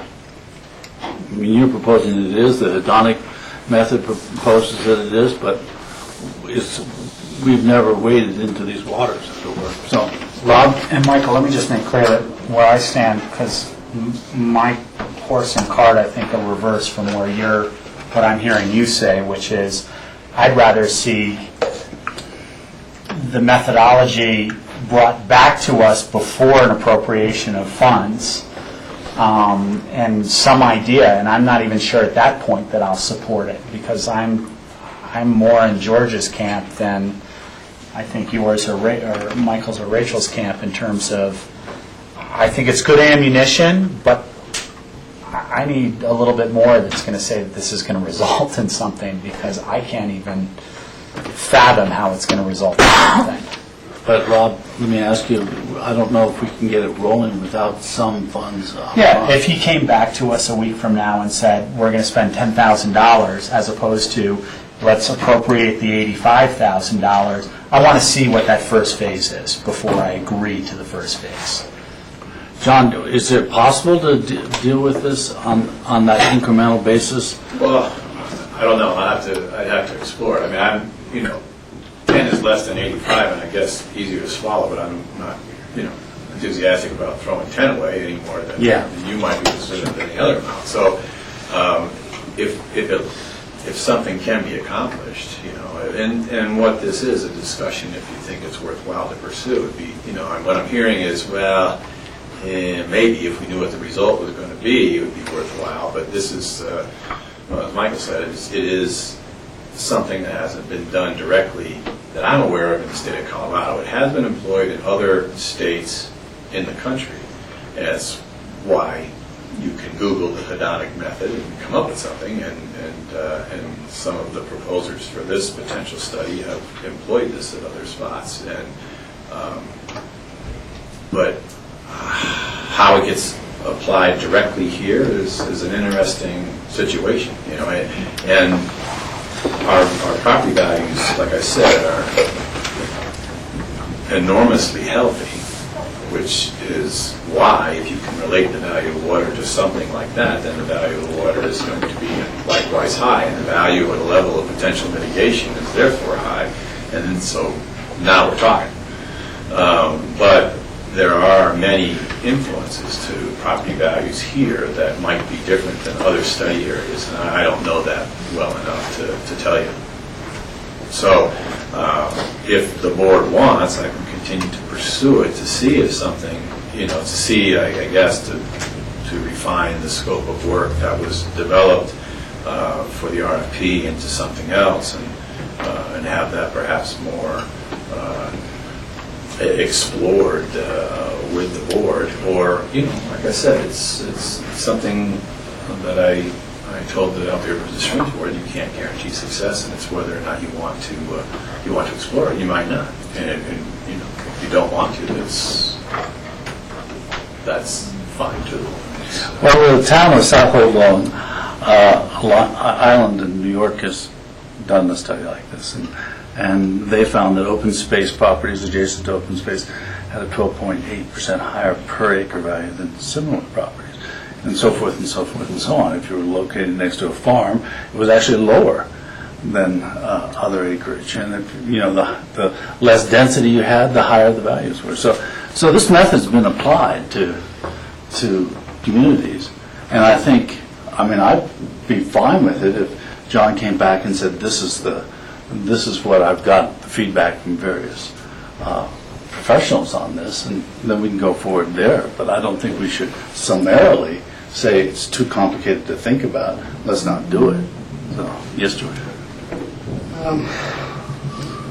The example that you pulled up, Michael, is, I think that's much more easily defined, because you can look at real estate value prior to open space purchase, and you can follow that real estate value after that open space purchase, and you've got comparables to look at in terms of, for an appraisal point of view. But in this case, you haven't got those comparables to even begin to look at, and that's, I think, is one of the challenges. So Well, if somebody could answer those challenges, I mean, that's essentially what we're asking John to answer, see if we can do it. Could you then support it?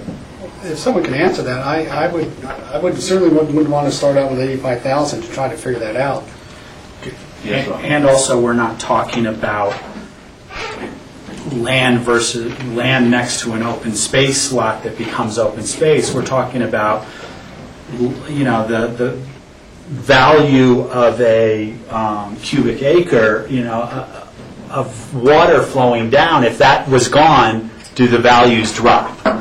It's like saying, well, we bought open space next to my property, my price went up, but now we tore down a tree on that open space. Do my property values go down because a tree left that open space? Well, so there's a whole other variable of stuff that's far more complex than what you're talking about. And you could also say, well, if there were no water here, that 100% of our real estate value is based on water, because the values would plummet dramatically if there was absolutely no water here. So is that how you value it? There's so many variables. Well, I understand that, Rob. So if it were explained... But we're not being asked to do the study. You have to understand that too, right? So we're trying to find a way of getting an expert that does this kind of study to help us understand it better. And I'm not suggesting that this particular study is the end result that we're going to have. I'm just suggesting that the hedonic method is used to imply environmental qualities to value.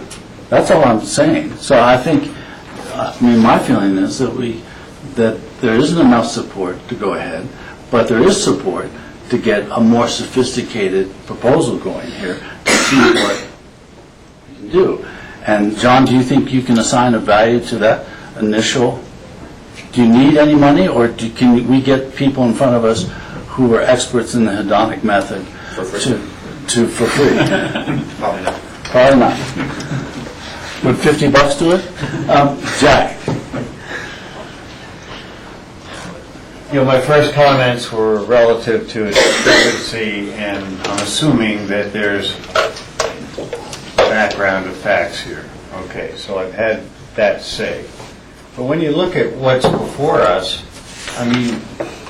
why did Northwest Cog do their study on more of a holistic study about the whole of an economy, not just real estate? I think the majority of us went over there for that presentation. And we were, I think, pretty well in keeping with supporting the results and understanding the study, etc. I don't see the benefit of this. I think the assumptions are going to have to start somewhere on the moon and go from there. I also feel that if we, at some juncture in time, get involved with the battle with the Eastern Slope, whatever entity it is, my sense is that, bottom line, no one's going to give a damn what Pitkin County's real estate values are. Sure, we care, and holistically we'd like values to be good everywhere, but in a court of law, I don't know what we're trying to buffer here. So I just can't support this for the two reasons raised, the discrepancy and what I think the product might be and what it's trying to accomplish. It's a shot in the dark trying to finagle statistics. Rachel? Yeah. I guess I'm at a point of kind of wondering whether this is the last discussion of this, or whether we give John some time to go back and look at reconfiguring it, and if he can come forward and say, for $10,000, I will put out a request for proposals and have a thorough analysis of these proposals of what their methodology is going to be, and not quote what the result is, but what type of results we can get from this type of work, and go from there. I was kind of wondering, whether we would all have a greater comfort level if we read through 3 of the proposals from applicants who said they could do this type of work, and read their results and read their credentials and read other types of works that they've done, or read what they point out to be the challenges in doing this type of study, whether we could all have a greater comfort level that there's an outcome. But I think right now it feels to me that it's too theoretical for people to connect the dots to say, if we do this, we can get these answers, and they can be helpful for us here. And so I think that I'd rather send it back to the drawing board for a little more fleshing out and potential to look at how step 1 will get us to step 4, than to just say, no, this isn't worth doing, and let's not have that arrow in the quiver in the future. We don't need it. If we later end up in larger mitigation battles, we'll start grasping for standards of mitigation then. So I would suggest that we send it back to the drawing board and let John kind of continue to work this through and see if there is an appropriate phased approach, and proposals coming forward from the type of experts that we could read through the proposals and see if there's enough comfort level to think that public good will be accomplished. And if there's not, then there's not. If it just seems like people put in some make-work proposals and we don't think it's going to get us anywhere, then we walk away from it. That would be my suggestion. John, can you do that for nothing, or do you need some dough?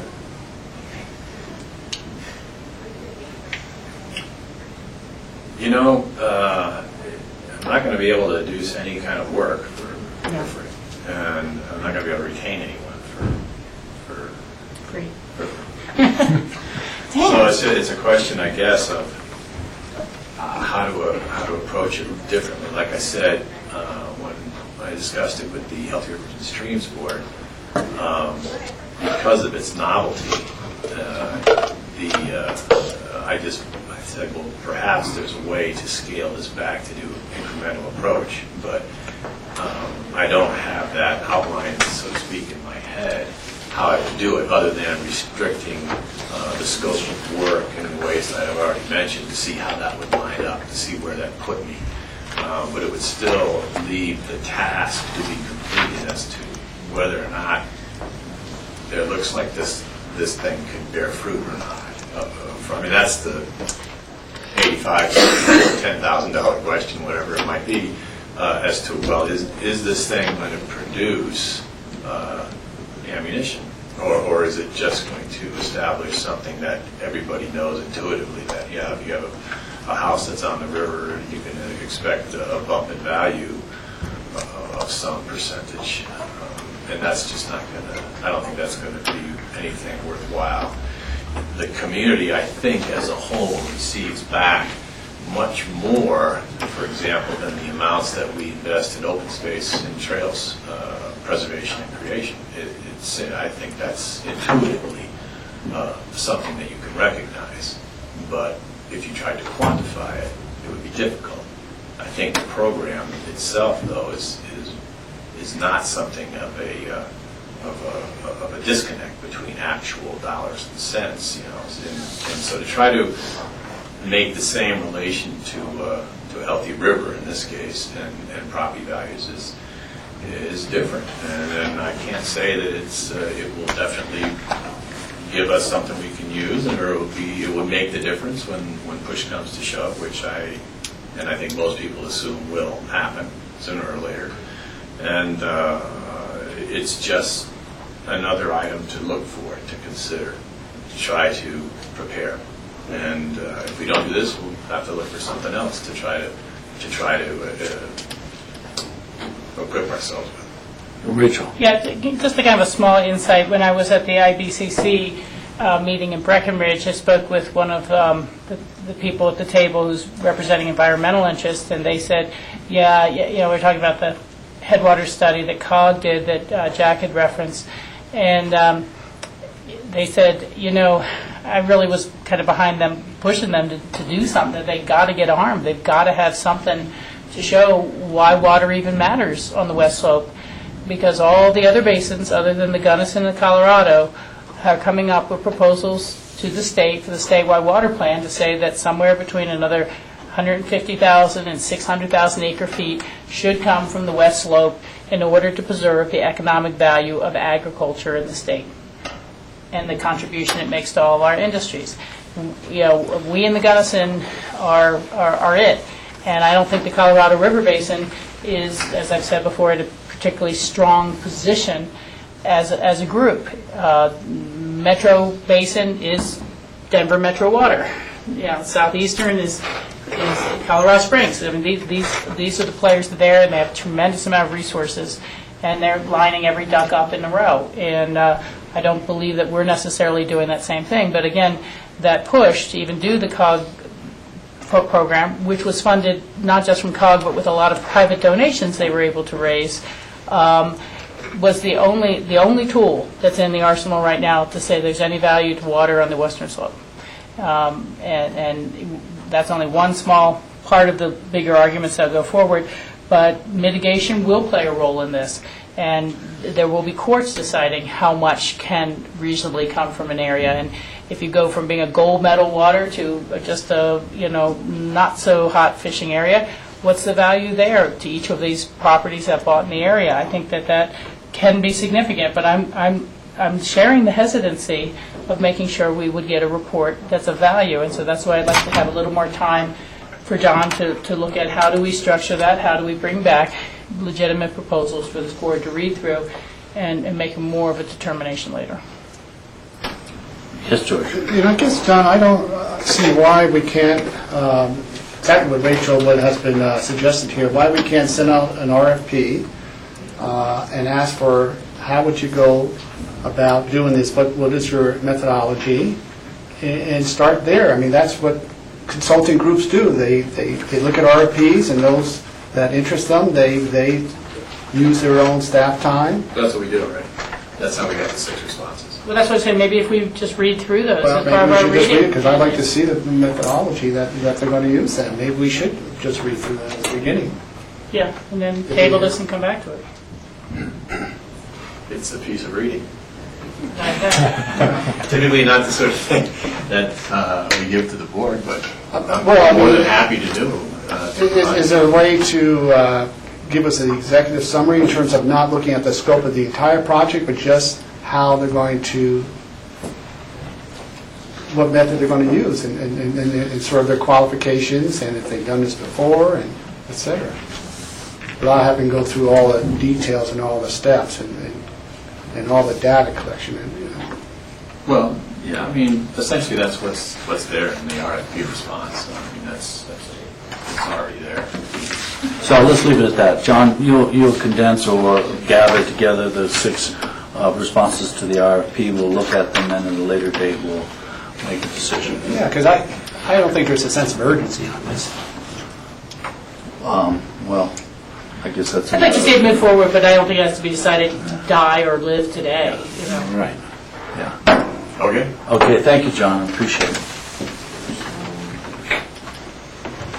So what's the next item? That was so exciting. That was Another budget supplemental, unfortunately. Oh, really? And I've got this one, yeah. Okay. Now, this is one that we actually talked about last week. The sheriff and I were in front of you with a memo asking for some additional funding, both for communications around wildfire season and contingency funds in the event that there is a wildfire. This is really just formalizing that direction that you gave us last week. And that's for what amount of money? It's for $125,000 from the contingency fund balance A small amount may be used to support spotting flights, but outside of that, it would only be used in the event that we had to call in outside resources to help fight a wildfire. Let me ask, hasn't the governor withdrawn the fire ban at this point? The governor has withdrawn the statewide fire ban, but the counties within our region have not. The governor's fire ban, I think when it was announced, it was announced to be on as short a timeline as possible. Frankly, I think it was withdrawn as a result of having some precipitation in the state and supporting the, quite frankly, tourist industry at this point, making sure that the message is out that we're open for business. And so we locally have not withdrawn those fire bans. They're still in effect. And we still recognize that there is a high risk of wildfire danger that we want to be prepared for. Any other questions for John? And we'll get to you, Joey, in just a second. Yes? Just a quick comment on this. I understand that this is really for in case of emergency, and it's to prevent any delays in terms of having to come before the board to appropriate funds. And I think we did this a couple of years ago for the airport. Jim Elwood could recall that we after we had the airport exercise, and we had appropriated some dollars then as well to set aside, again, in case of an emergency, so you wouldn't have any delay for distributing those funds that are needed. So I would support that. It's the same idea. I would just add on, George, that part of the section leader discussion was recognition, at least in my first year and a half here, we had a major potential flood season and now a major wildfire season, and that it may behoove us to go ahead and appropriate some of these contingency funds on an annual basis in the event that there's any major emergency that needs a quick response in that initial 24-hour period. And so we can bring that back during budget, but certainly wildfires are our main concern now, and we just did not want to have any delay in response because those first 24 hours are so critical. Yes, Jack, and then I'll... John Peacock, John Elliott.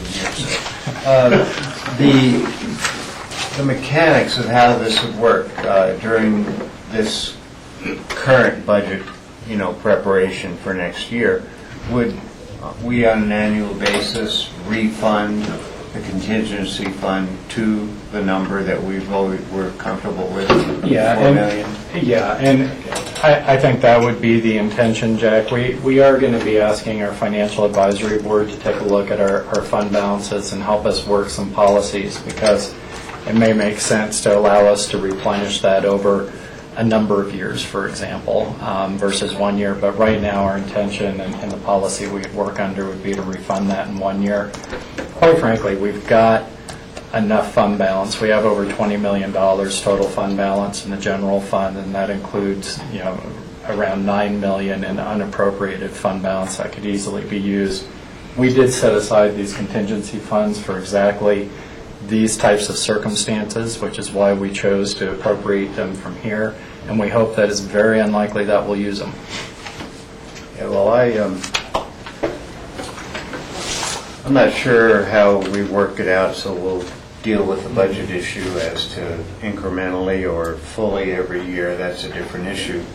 I certainly support this. We've already had this conversation, presentation, feedback. I think Joe's request is more than reasonable, understanding what could happen, lightning and all of that, much less, other reasons for fire. So this is necessary, and I would, for budget, it might make sense to follow up on the idea to have an emergency fund so we don't sit here and talk 5 times, or have to talk, but we're ready to go. Because incident command and all of the cooperation amongst all the agency is already there. It would just need the funding. So separate of this, yes for this. Bob? Yeah, and I would just like to reiterate to the public and the people watching that The evaporation rate is phenomenal out there. I mean, as soon as the water hits the ground, I've been up there hiking, and the trails are dry. The trees that are down in the forest are dry. The water has evaporated, and very quickly. So just because we've gotten the rain that we've got does not mean that we are not at a very high fire danger still. It was such a dry winter, and the snowpack is almost all gone at this point. So I want to make sure that the message is getting out. I know we did allocate some additional funds to outreach as well in that last meeting, and I want to compliment the sheriff and his department and our outreach department, because I have heard those announcements continually on the radio, and we still need to continue that effort to let our tourists and our locals know that the fire danger is still high and the consequences are way too great to let up at this point. So you support the Absolutely. Rachel? Yeah, I fully support the contingency, and I think I had to leave the meeting early last time because I wasn't feeling very well, but I was sure my board was going to support this as well. And I appreciate the test that's happened on the emergency notification system. I would like to make sure that we're continuing some sort of advertising or something to encourage people to sign up for those programs. Unfortunately, if you're out of town the 1 week the article ran or the press release went out, people may not be aware, but let's try to keep that up. And I think some thanks are due to the community. We had a incident list 4th of July, and I think everyone did take it very seriously and appropriately. The rain on that day may have helped a little bit, but it was just delightful to not hear any pops and cracks and whizzes of things going off where people just ignored that, and I was very fearful. So I'm in full support, and I just want to continue the outreach on how our citizens can prepare themselves. So it looks like,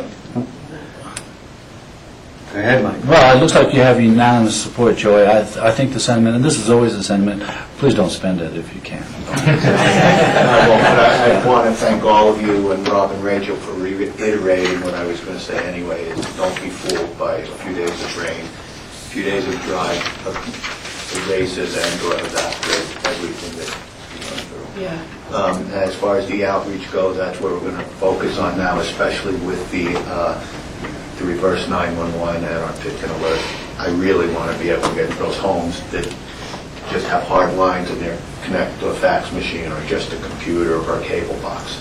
We have to reach those people and give them an alternative, which is pick and alert. Jack? Yeah, I also am appreciative of the sheriff not lifting the fire ban for exactly what we have just heard from various members and about really the moisture content in the soil and the vegetation, etc. Obviously, it's not there.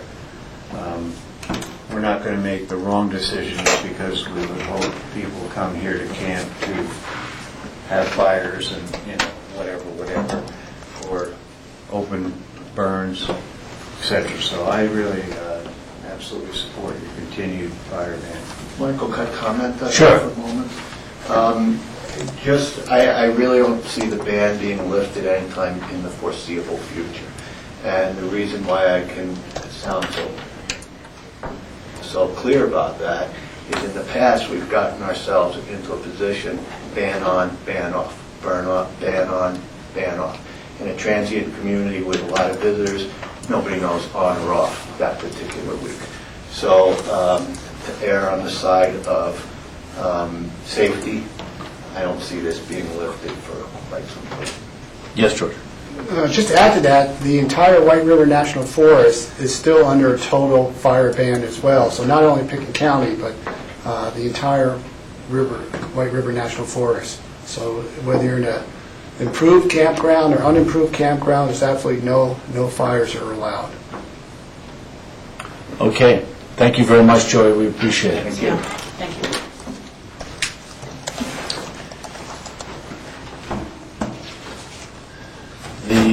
What's the next item? We have one more memo of interest, which is the airport valet service provider proposal. Valet? Valet. Valet. A B? However or you V? say it. No dancers.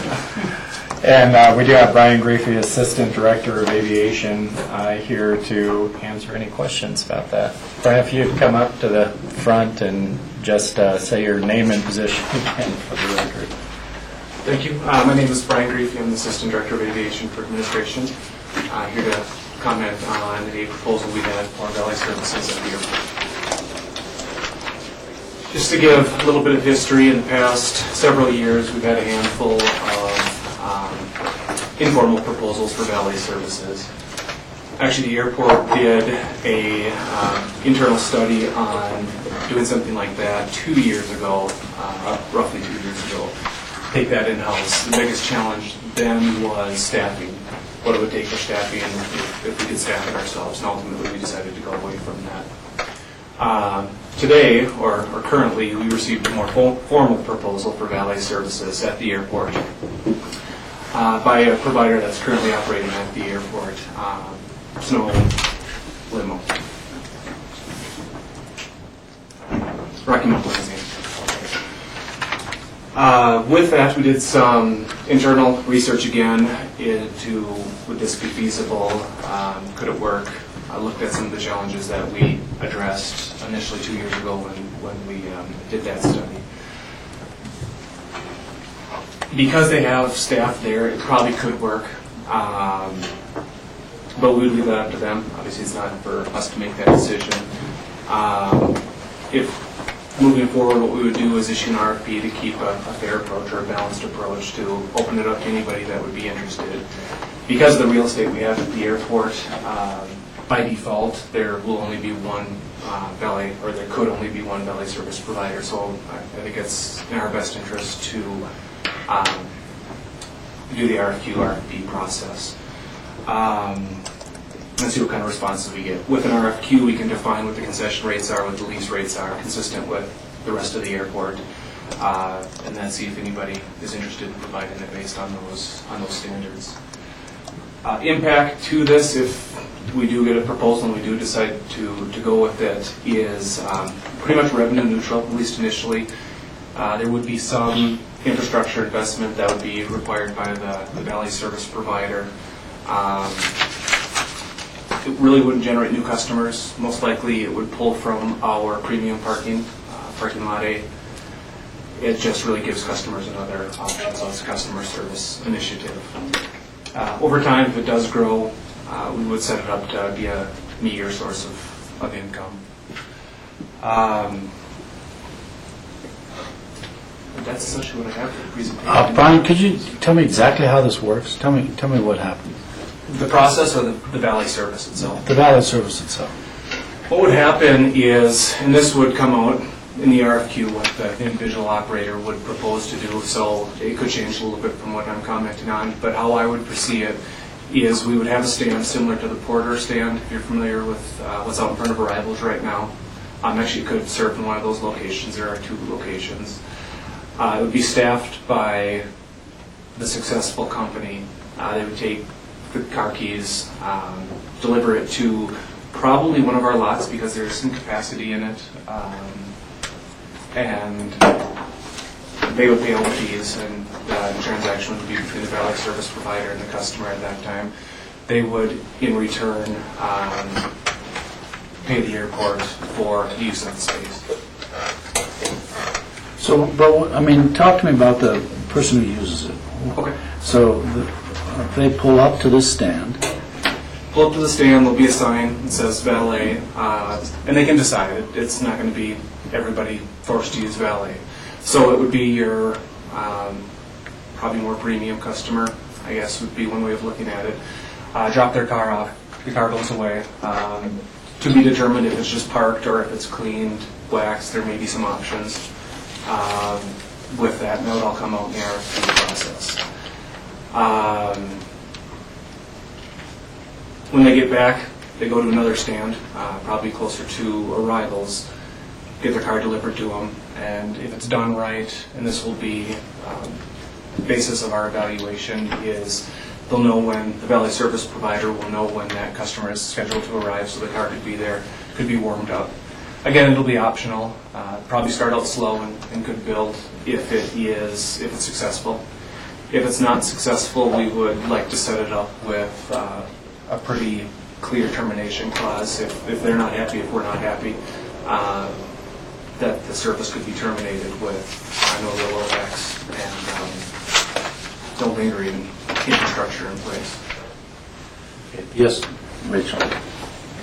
You know, when I read through this, and I realize this is on the one proposal, and the other proposals, they said they would envision having 50 reserved parking spaces for parking the valeted cars.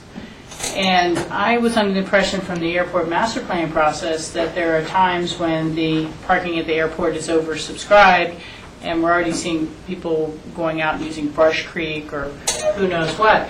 And so I just think we'd be setting ourselves up for a horrendous disappointment with a regular local or someone who's not a premium client and unable to pay for a valet service to go to the airport, be told there's no parking spaces, your plane leaves in an hour, you got to get screened, you got to get out, but you can go park over Brush Creek because we've reserved these 50 spaces for a valet service, which, you know, half of them could be empty, and there's no revenue whatsoever to the airport, so there's no real justification, you know, financially for the service. So I just see a huge downside of people feeling disenfranchised from their own county airport because they're not able to pay an expensive valet service for a parking space. And so, you know, I just have a really hard time seeing the value that way. Excellent point, and I'm glad you brought it up. I probably should have mentioned this before. We saw that same challenge, that there is a finite number of spots, and that's why we would put in the RFQ that they would use our existing lots to the extent possible. If it is full, say the example, New Year's, President's Day, you know, the busy times of year, they would need to find an off-site location, potentially, and this is all still drawing board type stuff, but the valet service provider would need to find an off-site location to address their customers. So potentially it could, once it's full, unfortunately force people to go to valet if they wanted to park their car immediately, say if they're running late or what other examples there could be. That valet provider could or would have a spot reserved someplace else where they can take the car. It's not the customers. They don't have to worry about it, essentially. And actually, it could address a real challenge that we have at the airport currently. George? Yeah, I don't see it. I don't see our airport becoming a caribou club, going to the exclusivity of a handful of clients who may want to use this and utilize space that at times is overcapacity. In fact, as we're working through our airport master plan, we're looking at expanding the parking because of the future needs. And reading through at least this one proposal, I think this was so far off base in terms of accuracy and information when this proposal talks about an upcoming construction project. Well, I'm not sure what upcoming construction project is talking about, or that we're going to actually help the environment because we're going to save cars from traveling out to the airport. The cars are still going to come out to the airport. Now, if the proponents would like to find space elsewhere on a private lot and then provide a valet service, I don't have any problem with that, but I'm not willing to give up public spaces at a public airport for a very exclusive premium client that would be using this when the airport is the busiest.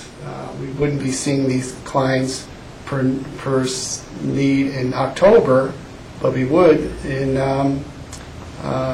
2 weeks ago when the Ideas Festival was coming in. So I can't support this. Jack? I'm in the same camp of the previous commissioner's comments. It's really a service I don't think we need, period. It would generally be unfair to the general public, I should say, forget to delete the first general, so it would be unfair to the general public because of the impact on spaces, talking about 50, and this is only an example or of an idea, so we understand that. But to potentially lose 50 spaces and then possibly our fees to the airport might reflect some discount on established daily rates, what are we doing? Giving the more wealthy people a break on fees, or because it always translates from the customer to the service provider to the landowner, the property owner.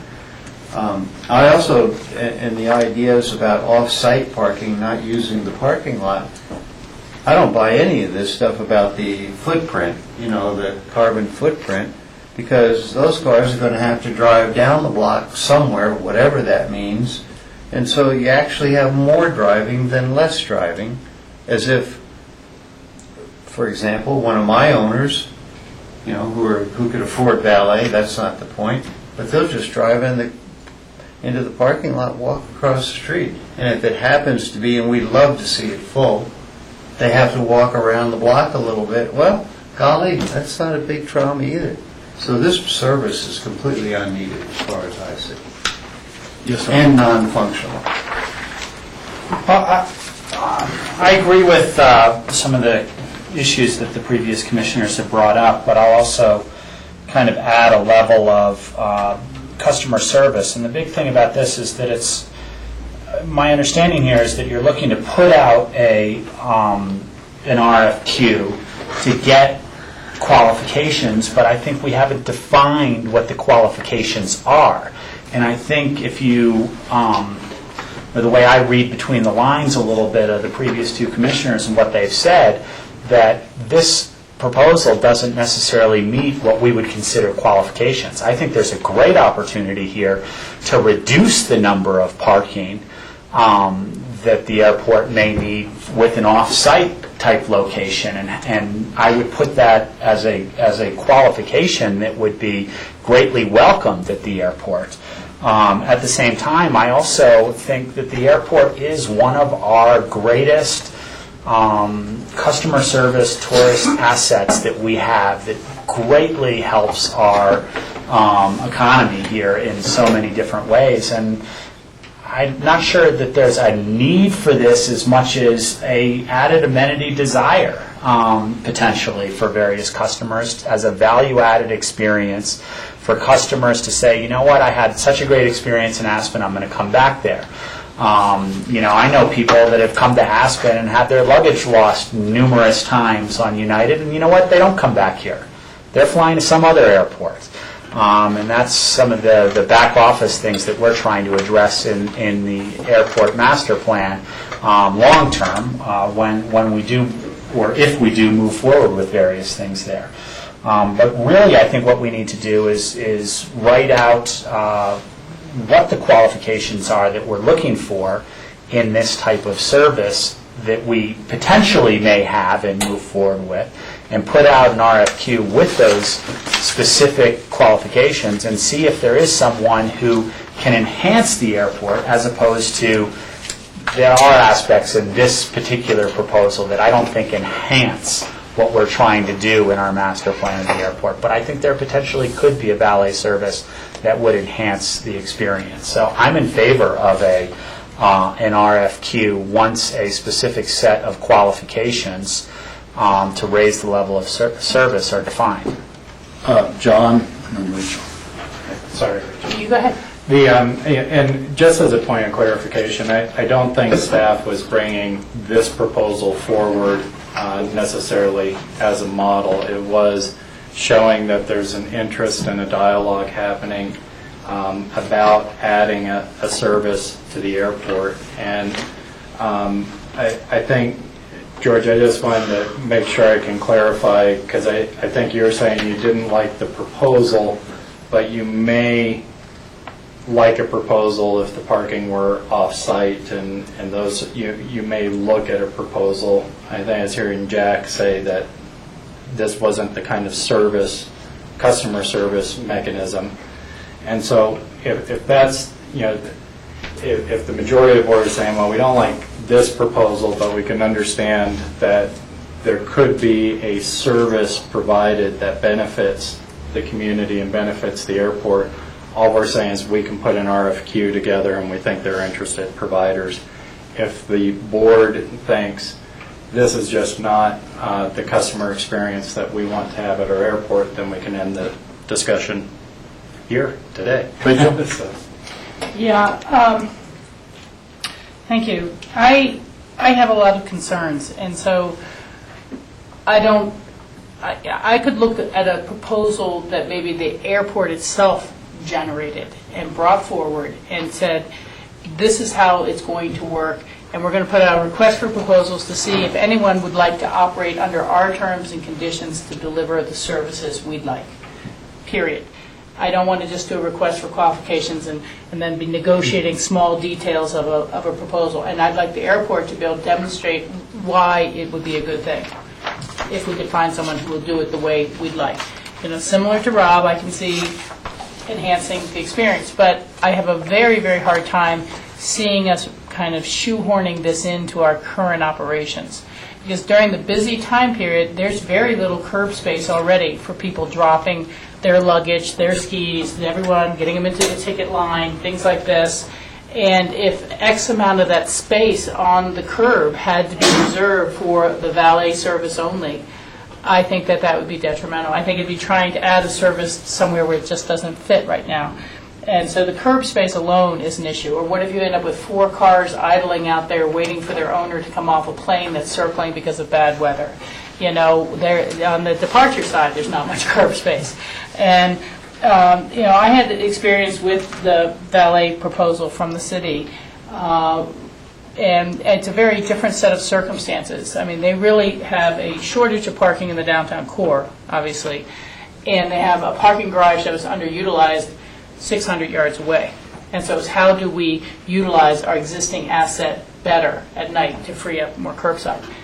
But the oversight required on that is massive, because there's frequently operators at night and they get busy and 4 people are stacked up and so they'll just take the car and run it around and park it on all the side streets or behind City Hall or anyplace else. And so it didn't accomplish the goal of moving them down into the parking garage and freeing up spaces. I mean, we just constantly had to be policing them. And I was the one to come in and say, you know, there was 4 license plates behind City Hall from Texas, Oklahoma, and rental cars from Denver. This is the valet people, and I've seen them running back and forth. And so they take shortcuts. And I could just see a lot of cars being suddenly parked in short-term parking because we don't have enough personnel right now to run them over to the reserve spaces or whatever spaces we've gotten.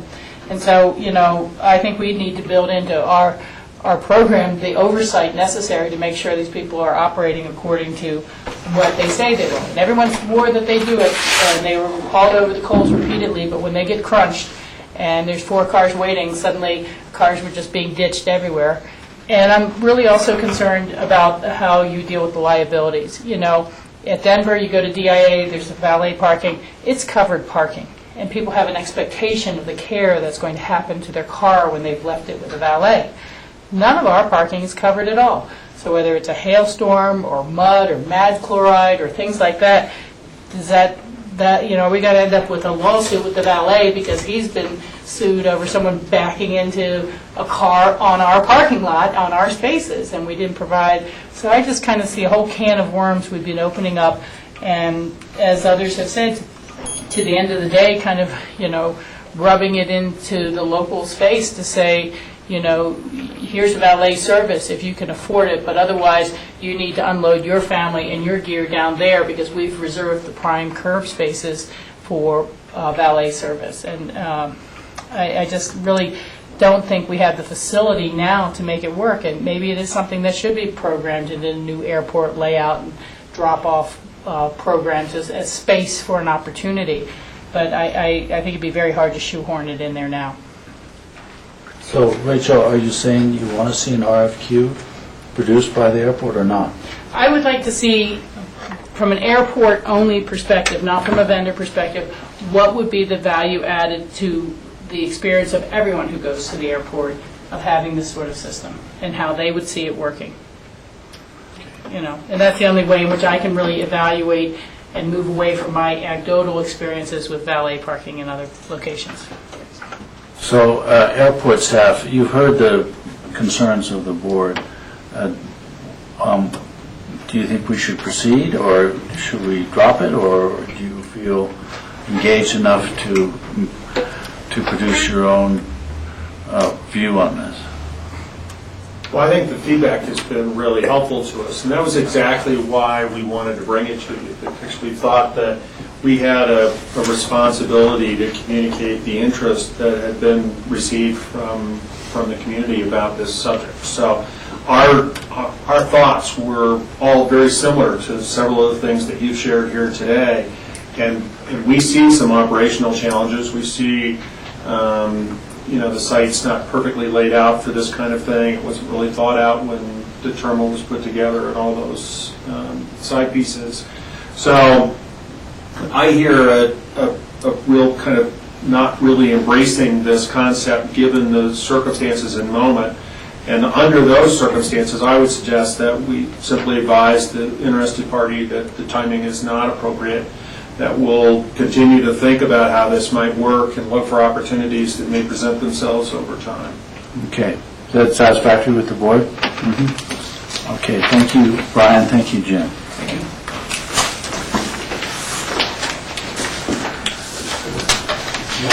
Yes. If I may suggest, we've had some folks waiting for quite a while for open discussion. I wonder if we might reverse open discussion and board reports at the board's pleasure. How does the board feel about that? Sure. Okay. Open discussion it is. Gentlemen? Well, if I could, I think this is going to take probably a while, Joe, and the GR was just going to do a quick roads update, and I think it's going to be really quick, right, GR? Absolutely. I'd like to point out GR's shoes match his vest. Yeah. Safety first. Safety at its best. Thank you. Again, I'm GR Fielding. I'm the county engineer, and I just wanted to give the board a quick update on our various road projects that are ongoing right now. As I reported last week, we have our stripers back in, and they're finishing up. They were out in the East Sopris and around Snowmass Creek today. Our overlay is ongoing. We started on Monday with our patching. They finished 2 patches on Emma and several on Sopris Creek, and we're taking a look at each one of them as we open them up to see if we have any other issues there. But with that overlay project, we have incurred our first couple minor delays. The first thing is we have a subcontractor that's a miller. The milling machine takes up the asphalt. And that they were stuck on a couple projects down in Colorado Springs who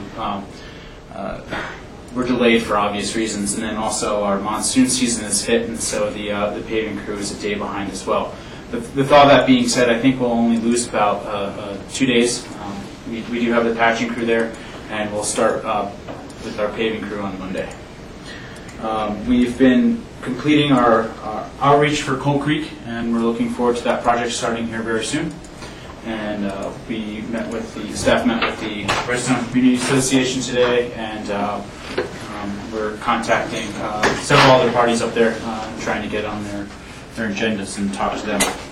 And just because this came up in an earlier conversation about healthy rivers and streams, staff will be scheduling some time with the board to go over our water quality issues and some options that we're looking at. And we're working with our consultant pretty hard right now to try to figure out what's actually viable with the amount of real estate that we have there. Is that an AABC? Yes. Yeah. Let me just note that I had a complaint from a constituent on the Woody Creek Road. There's a ginormous pothole up there. If you've got any, do you have any asphalt? Yeah. It's towards the end of the paving. Okay. GR, on the Silver Creek Road, I noticed the cutouts yesterday, and I tried to get hold of the head guy there, because I wanted to make sure that right by the Silver Creek cabins, where that irrigation ditch comes out, where we always have those issues with potholes, that area is really going to need some extra work, and I don't know what's going to need what's going to entail to correct that problem that's been going on for decades. Well, they should have it open right now. I haven't had my phone ringing off the hook yet, so hopefully we'll be catching that right now, and we're addressing it. So. that's kind of why we're opening the road up for a lot of these patches, to give ourselves that opportunity to fix it correctly. Any other questions for GR? Yes. Yeah, GR, I'd like to know if this circumstance, it comes under our asset management plan. At the top of Sinclair Divide going to or from Somas Village, there's the parking lot that people access, they park in and then illegally basically walk up the old road on private property. Is that piece of property covered in our asset management plan, or is that maybe an open space? I know exactly what you're talking about, Jack, but I am not sure where that property lies, whether it's a general fund property or whether it's an open space property, or actually what the ownership is there, but staff can certainly take a Could look we at get it. a little feedback on that? Doesn't have to be some huge preparation, just a quick shot of information. I'm trying to figure out how to approach that because I think it's hugely unsafe when I see 3 cars parked there and others trying to get in around that curve. Because no one goes to speed limit, even though it's a beautiful drive. Any other questions for GR? Thank you, GR. Thank you so much. So the next issue, we've had a lot of folks patiently waiting, and I appreciate it. I told them I thought we'd be to it around 3:15, so I'll apologize. I know, I guess I'm not even slow or trainable at this point. Last year, around August, you may recall that we were dealing with some complaints about noise from the shooting range that's adjacent to the landfill and the landfill property there. And at that time, we had worked through a revised schedule for the law enforcement training that was occurring at that shooting range.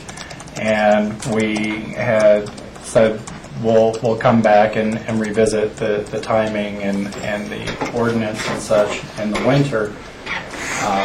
Another solution presented itself, which was the Colorado Law Enforcement Training Academy. It's run by CMC, I believe, was actually able to move their firearms training down to the South Canyon range just outside of Glenwood Springs. And so a lot of that impact that we were concerned about had moved.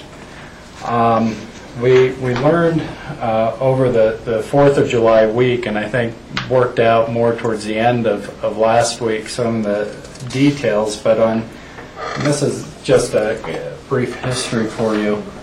On June 27th, Glenwood Springs, the city manager and police chief, made the decision to close the South Canyon shooting range, and so it's unavailable to our law enforcement training academy. That decision appears to have been made, and I'll let these guys fill in the details after we set up the discussion here, but appears to have been made because of fire danger at the range. A lot of the berms and such have some vegetation growing on top, and I guess the way the backstops were set up, there was some sparking potential. It's not clear to me, and these guys may be able to fill in, whether there was additional concerns about noise, whether this is temporary or not. The issue that we have before us, though, is that the Law Enforcement Training Academy is in session. They have come to the portion where they need to train on firearms. I believe between the Aspen Police Department and the Sheriff's Department, we have 4 officers in this academy right now. I don't know if Snowmass or Basalt have any. And in order to come through the post-academy, they need to have their firearms training, and this is the only range, I guess, within the area that is available and meets the specs. And so it is a fairly intensive use over a 2-week period. It is consistent with the ordinance that was passed, but not with the voluntary restrictions that the county put on ourselves about this time last year. And so with that, I think I'd turn it over to the experts. Hopefully I've kind of laid out the situation. We're basically asking if we can use the range, certainly to finish out this session for CLETA. And I think, Michael, if I may, just to give a little, as John said, background for this discussion, I know the range used to be at Woody Creek when I first started. We moved it from the Woody Creek racetrack to where it is today. In the last year, we have gotten some complaints from some people in Woody Creek about the noise specifically from our rifles, which I believe I know Jack was at the and Michael there as well. Okay, and I just want to make it clear, if CLETA comes in, they don't shoot rifles like we do, so the noise won't be what people on Lower River Road were experiencing from our rifles. It's important for me to let you know how much CLETA means to me and Chief Pryor to have up here. It means to us, our instructors, teaching our students our way, our philosophy.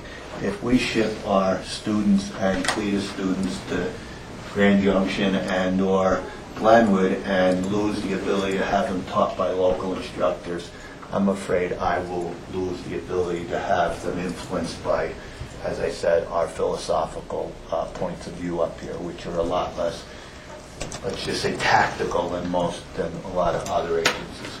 So it does me a tremendous benefit. It's a tremendous benefit to me to have CLETA at our range. It helps us not only with the training component. They do give us spots when we need it for putting people in, which is a big benefit to me. And with that, I'd like to start the discussion. As we said last year, we were well aware that the range was causing some issues for some people in Woody Creek.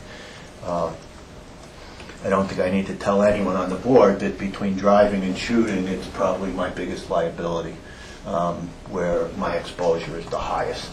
Our training program I consider to be one of the best in the state. Todd is, I would say, if there's such a thing as being close to overtrained, we may even be there. I mean, I really think our program is top-notch, and I don't want to lose that ability. It's so important to us, and in case some of you are already thinking about Lake Christine, it's not an option for us. And the shooting starts tomorrow, which puts us, no pun intended, but under the gun. We didn't know they were going to get yanked so quickly. We have, as stated before, 4 people in the academy right now who, if we don't get trained in their firearms, won't pass the academy, therefore won't be certified police officers in August when they graduate. Board, questions for Joy? Rachel? Yeah, thank you. Does it have to be till 11:45 p.m.? Can it be till 10 p.m.? To possibly make that work, it's an issue of needing darkness to accomplish the skills that we need to accomplish. And with daylight savings time, that. Okay, and then I was trying to kind of understand this a little bit, but it says that there would be 2 night trainings. Is that 2 night training sessions per person? So a total of 8, or is it 2 nights that will need to exceed to this 11:45 p.m.? Only 2 nights. The entire class occurs on those 2 nights. Okay, so 2 nights. And then, I guess this is a little more of a long-range question for John as well as Joey, but when we help contribute to an effort to help soundproof Lake Christine, we didn't then look to say how could we help soundproof our training area. And I know it's actually sound reduction, it's not soundproofing it. But I think, that's got to be something we build into our plans is, it just seems that something, this won't keep moving around, and, it's bad to have locations that are not under our control for these sort of necessary activities. So I think we should really try to look at, are there sound dampening measures? Rachel, we did that within the last 5 years, and Brian Pettit was a big part of it.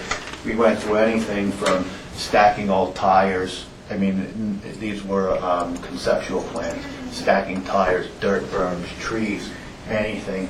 And it became pretty obvious pretty quickly it was going to spend a lot of money to do very little impact, to make very little impact on the noise.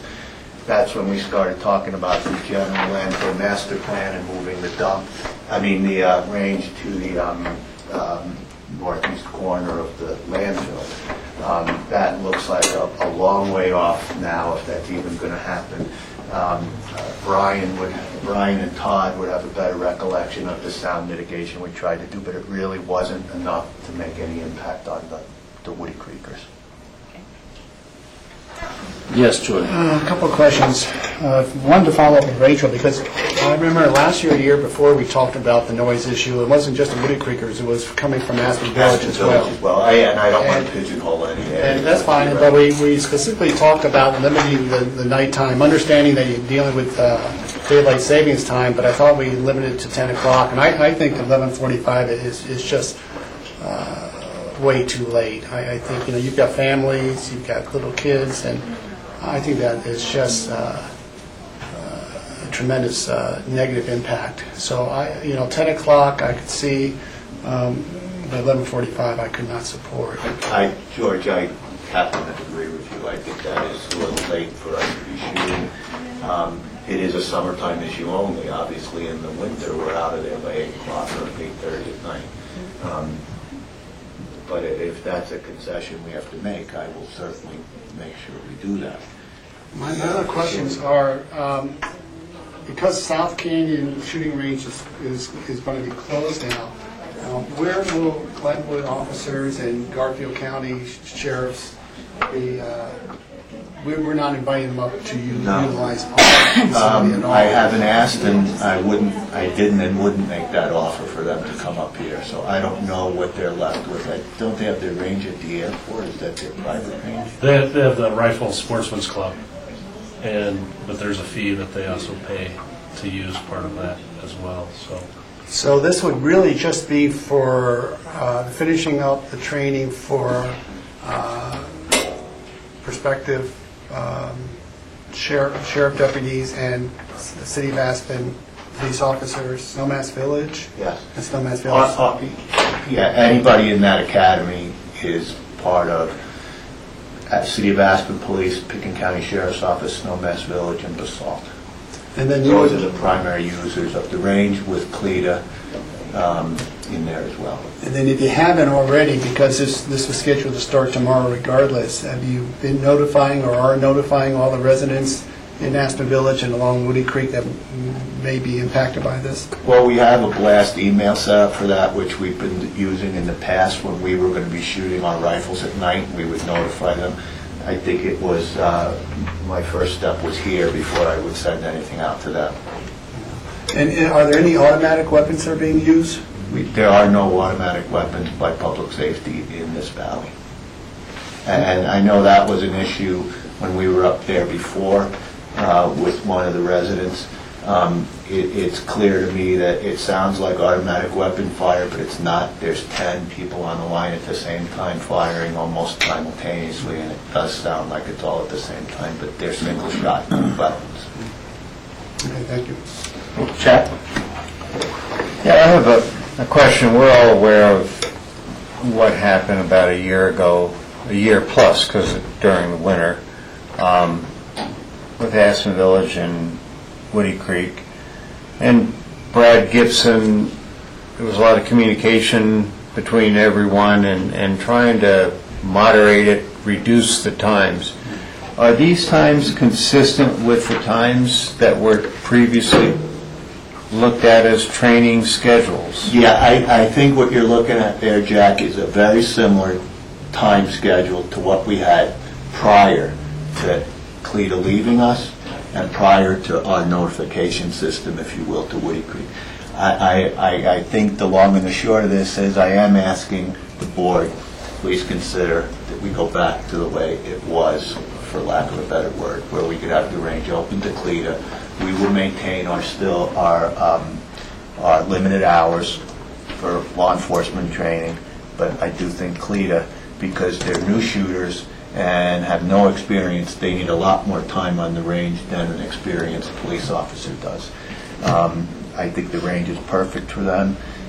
As I said, this is the precursor to me saying, can we institutionalize this, and that may be a discussion for future months.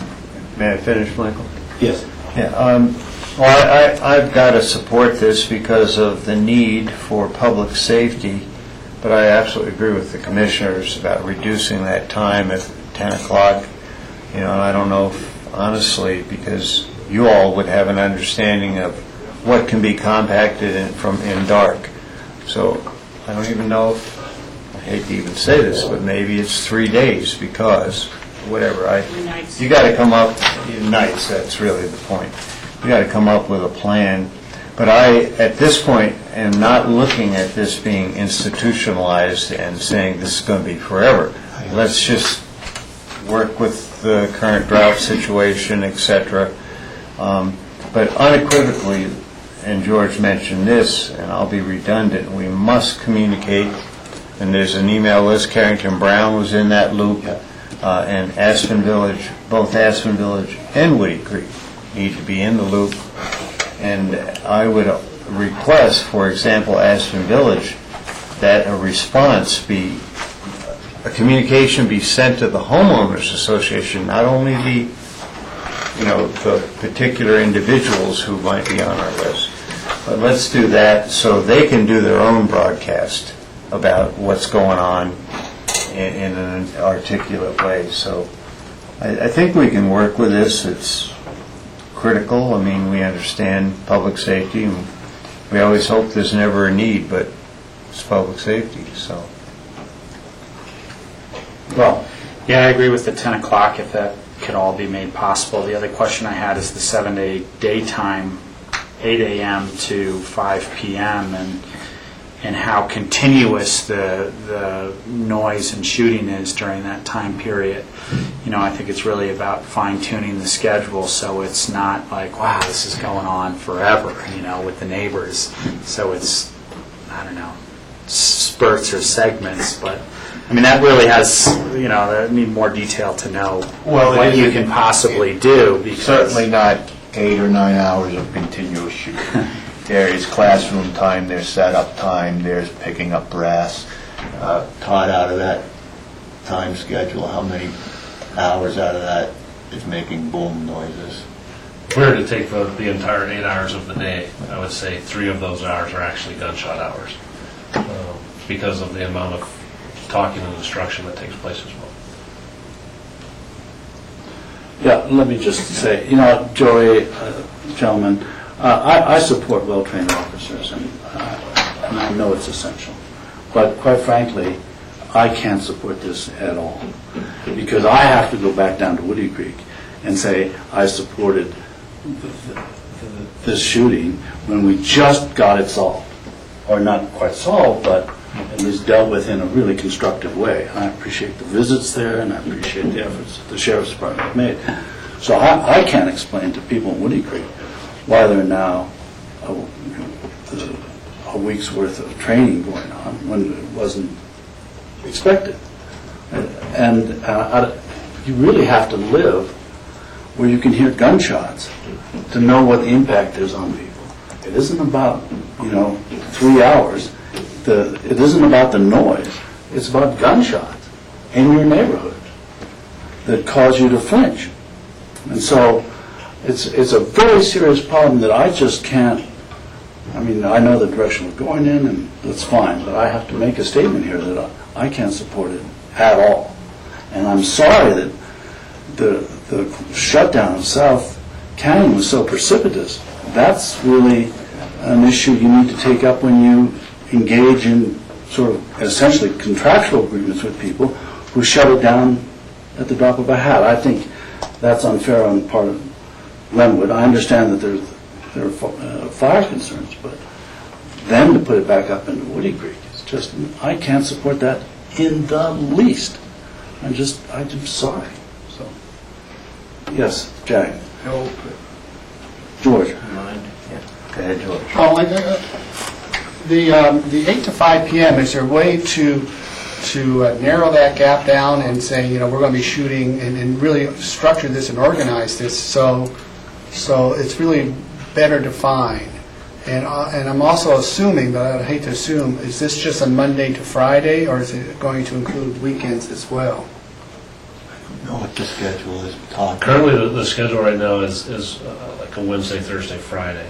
It's not all 5 days out of your work of the week.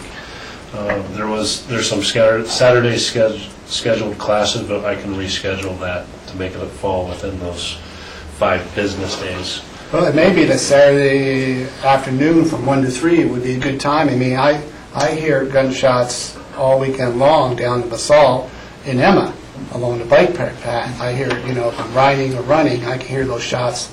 So, but if you know that there's a finite time period when that's going to happen, we can communicate that. I think that will go a long ways. And then I'm also curious, when we notified Woody Creek, does that also include pick and iron as well? Is that part of that? I don't know if I'm pretty sure they are, George. I would think they but would also I'd have be to check impacted. with Brad Gibson, who has the master list. I don't recall getting any complaints from pick and iron specifically. Yeah, it would But seem to like... answer your first question, I think your request might be very hard to do. Not all, how many people in your class? 17. There's 17 shooters. If they all make it through the first time, or 15 of them make it through the first time and 2 fail, they've got to shoot again, and that might be outside the hours that we've designated. It's an unpredictable situation, I would say. 8 to 5 seems to be such a long range. I mean, it seems like you can narrow that gap down fairly substantially and communicate that to help alleviate some of the concerns and complaints. Well, let's start with this one. I don't think you start shooting at 8 on the nose. I'm pretty sure it's 9, 9:30. My experience at the range is by the time everyone gets together, gets their leather on, does what they need to do, it's 9 or 9:30 before a gunshot even goes off, and there may be lecture prior to that, probably a safety briefing, things like that. I would say if they're showing up at 8, they're not shooting till 9 o'clock at least. We're usually right around that time frame, and I guess telling you that it's 8 to 5, that's the amount of time that we're actually on a property. At the end of every day, we have to still clean and maintain weapons at the same time. So we typically actually stop shooting by 3:30, 4 o'clock. Well, again, I think that would be really important to be able to communicate, when you may be starting. Because right now it sounds like at 8 to 5 there may be people shooting throughout the entire, maybe not constantly, but throughout that entire 8 hours there's going to be people shooting on and off. So if you could better define that and shrink that time down, I think it may help to alleviate some complaints and some concerns. Would it make the board more comfortable if we did 9 to 4? That would be when you'll be, anytime during that period, you may hear gunshots between 9 and 4. I think I can speak for Todd that we can manage that. Yes, Rachel. I mean, 9 to 4 is absolutely an improvement. We should move in that direction of letting people know. But I've just gotten confused because it was presented that there's 2 Aspen police and 2 sheriff's deputies, and so I was kind of thinking 4 people, and now it's 17 students? It's the whole CLEDA class of 17 people. Okay. And they get on a shooting line, how many at a time? And so they would be any number of other different sheriff's department and police departments Correct. Who have sent their students there. Western Slope police officers. And because again, this was kind of coming off at first as being an emergency to satisfy the needs of our 2 police departments. There's police and sheriff, excuse me.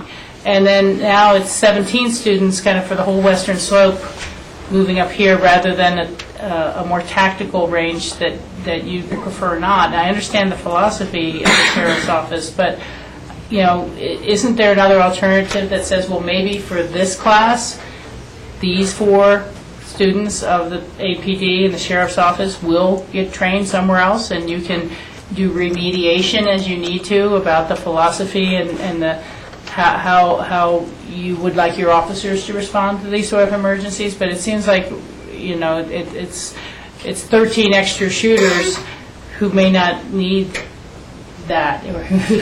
I mean, I'm kind of getting confused here. Well, I'm sorry for the confusion. We have 4 people in a class of 17. Okay. I don't know of the next closest range.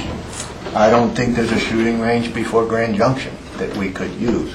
The cost effectiveness of that really comes into play then when we have to pay people, and especially Kevin Brunn is the director of CMC CLETA.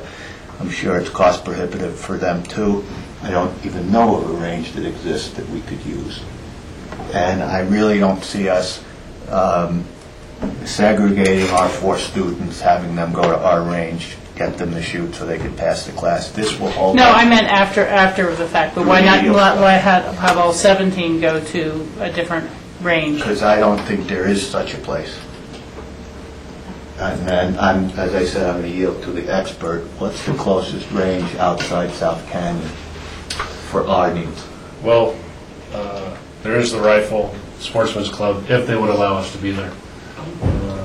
And then from there, we'd have to go to Vail. So, and see if they would allow us to use the range. And then how many hours are the required hours of training for the CLETA classes? 72 hours. 72 hours? For just firearms. For just firearms? The total class time is 12 weeks. Yeah. Yes, Jack. Attempting to hone in on what's possibly going to be allowed. In this statement here, we have this is a 7 to 8 daytime and 2 nighttime training sessions. But the total time between July 11th to 26th is 16 days. So this would not occur every single day. Correct. Does not. Okay, is there any way to come up with a schedule respecting the 9 to 5 and the 10 o'clock and identify which days? You've got to give yourself some leeway because of weather, whatever, but identify more specifically what days you would be shooting. I think we've already done that. The days. Well, but remember, Joe, this does say 7 to 8 days and 2 nights, but then there's 16 days. So you might have done that, but we have not been. No, I understand shared. that. If you wanted the dates CLETA has outlined to shoot during those 16 days, we have that. And I'm not asking for me, but the public. Right. And the email and, the communication system. I can understand where Rachel was heading, but it doesn't seem like many options, so, I'll take the lump on the chin here a little bit and say, yeah, we're going to do this, but we're going to communicate and really work hard to, involve people with what's going to go on. This isn't going to be a long-term thing at the we're not saying that. This is for this class. Thank you. So I'm good at going with what we've been told, as long as you're able to certainly produce the schedule as part of the communication.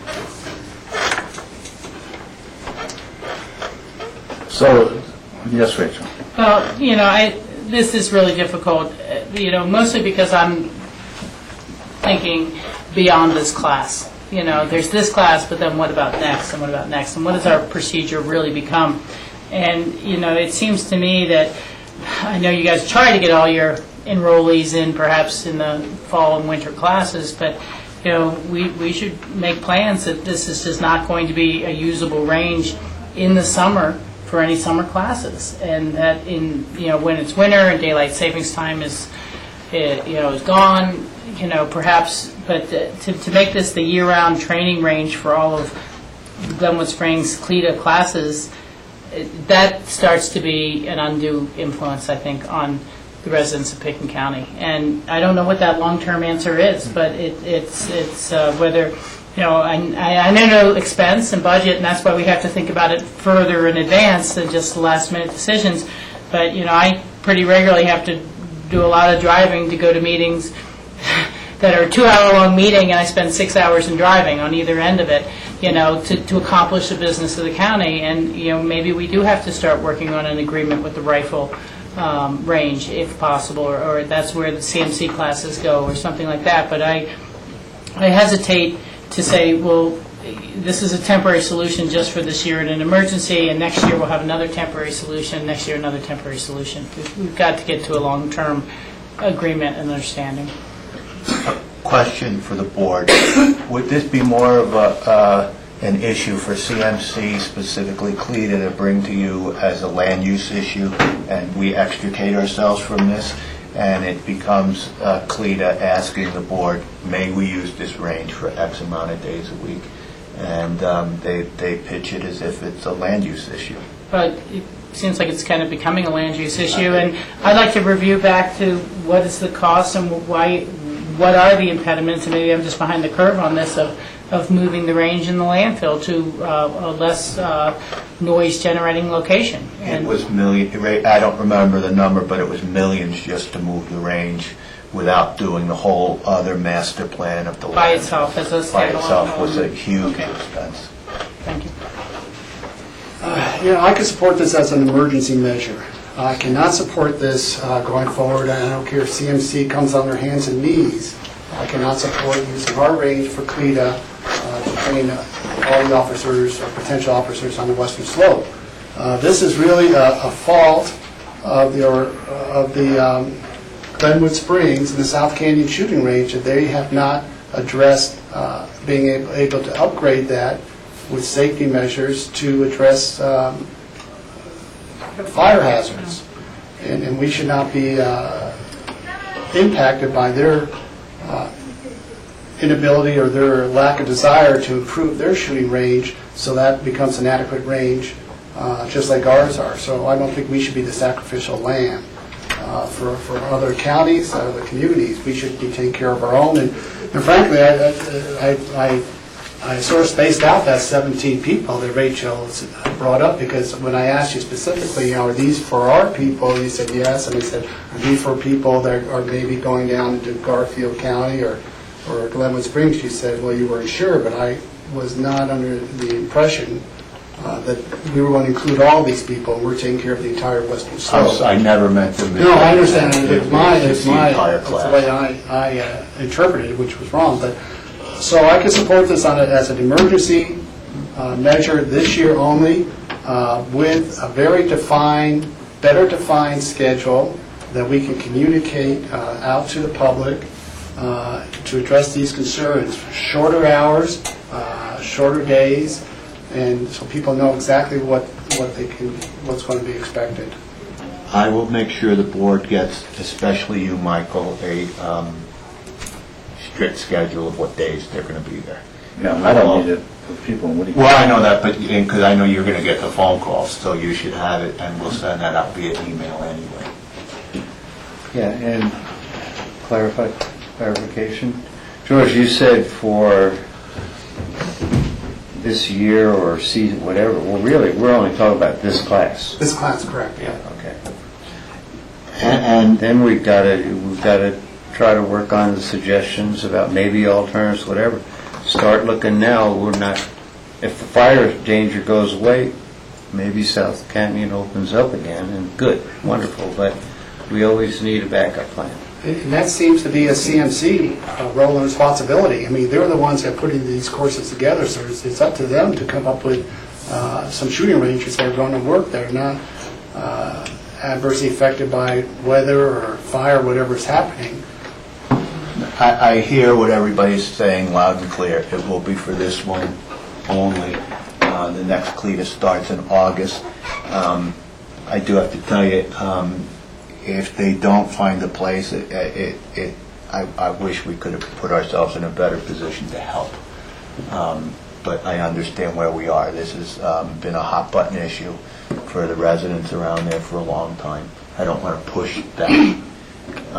But I also would hope that people could understand what circumstances we're up against right now, and we have to get across the finish line somehow.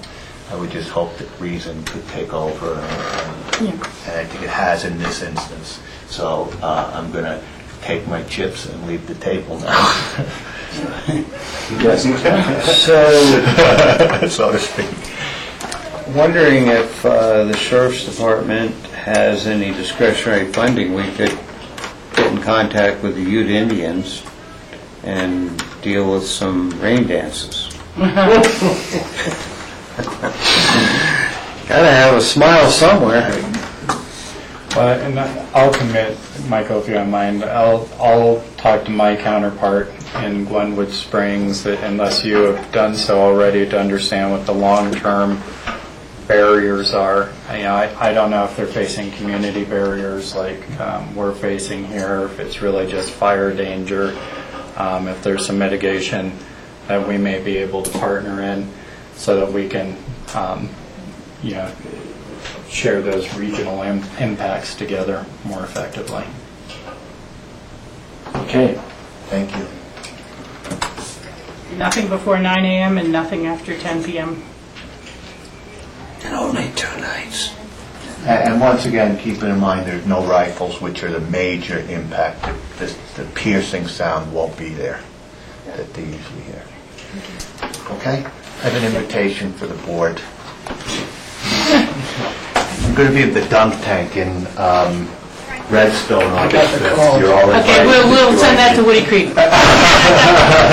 Maybe the CLETA folks can go down there. I'm going to go. I thought George was going to join me. Would it be possible for you, when there's going to be, we'll get the schedule. Yeah, you're going to get the schedule by the end of today. Or whatever number, would we be invited to come listen? Like we did previously? Yeah, to see the whole I'd like line. to maybe do that and then drive around, go to Woody Creek, etc. So I You'll probably appreciate have that email. Is there any reason the board shouldn't have the schedule by the end of today? Or maybe it's tomorrow. But it's going to be very quick. Schedule is complete, Right on. Okay, thank you, guys. We actually start shooting on Thursday. Tomorrow's a classroom day. But there's no use having the classroom day if we're not going to go out and shoot the next day. So. Yeah, and I probably wouldn't even have to go to the range, just that I know the schedule and I can do a little bit of driving around, whatever. Thank you. Thank you all. Thank you.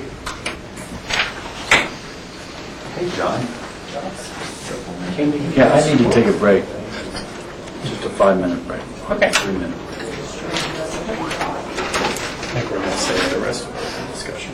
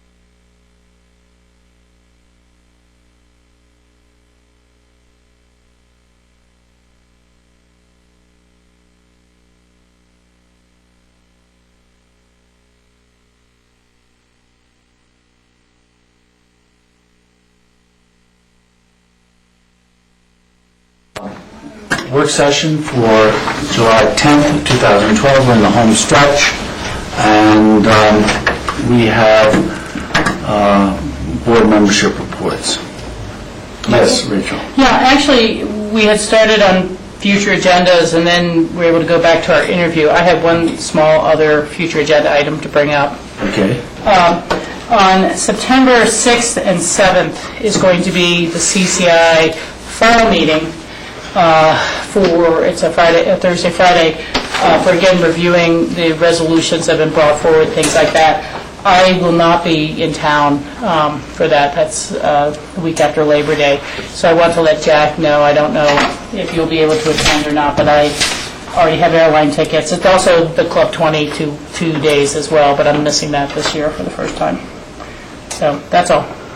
Yeah, it's great. Appreciate that being on the schedule so I can Get it ahead of time. figure out where we're going. Yes, George. Are we going to come, Michael, will we come back to open discussion? Yeah, I mean, Rachel just wanted to insert that, as far as I know, so. Yeah, I mean... Before board reports. I'm just curious how, because we started open discussion, we can do anything you guys want, so, but what I'm trying to do is, it's 10:05. Yeah, I know, I understand. So I'm trying to get it moving and get it done. I don't have any more open discussion from my... Are we on open discussion then, Michael? Yeah, if Rachel's, Okay. Rachel, you finished? Yes, Okay. So we're on board reports, but we can, if you need to do... And then right now, just if they're open discussion items, just to stay consistent, then we can move on to board reports. Okay. Yes, Jack? Yeah, John, we had a friendly request about Pickens County dog-friendly map.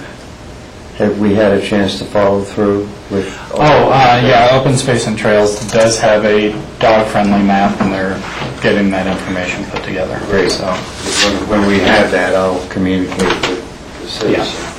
I have had a discussion with the mayor of Somas Village, and he, I guess word has come through the grapevine, whatever, that the translator board is considering removing KREX Channel 5 from Grand Junction. Do you have any knowledge of that? I don't. Yeah. Yeah, so, and what we did, we went on, the website and looked up the translator and how it operates, the translator board. Phyllis may be able to give us an update. KREX in Grand Junction. Is there a discussion about removing it from the translator?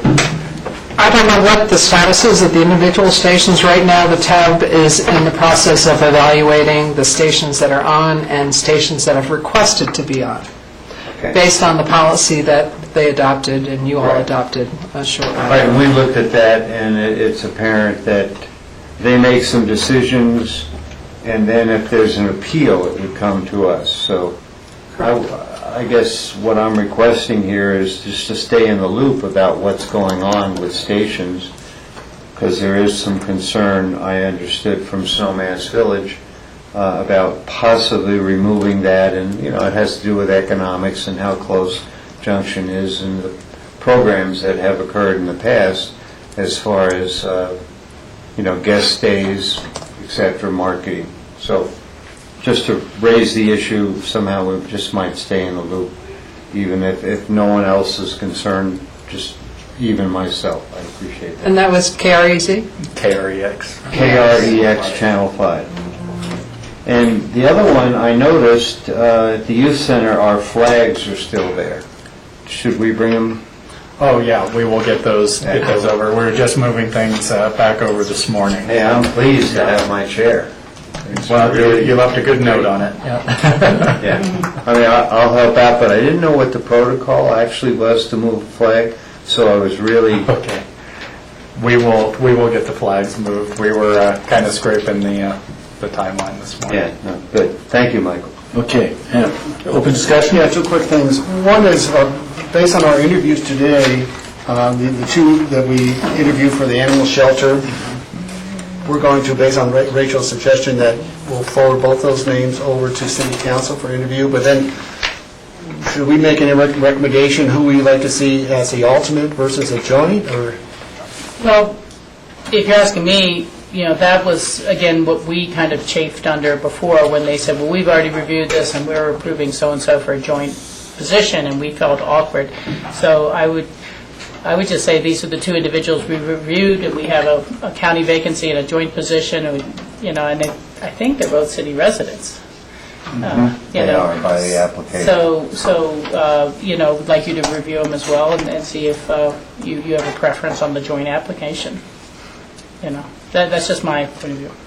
Yeah, I agree with that. I think that's innovative to get it a little smoother, maybe. Is that okay with the board?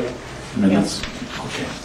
John, can you find out the status of, on the Red Butte Ranch, regarding the Gold Butte status in terms of conveyance of that property to open space? We had a good discussion.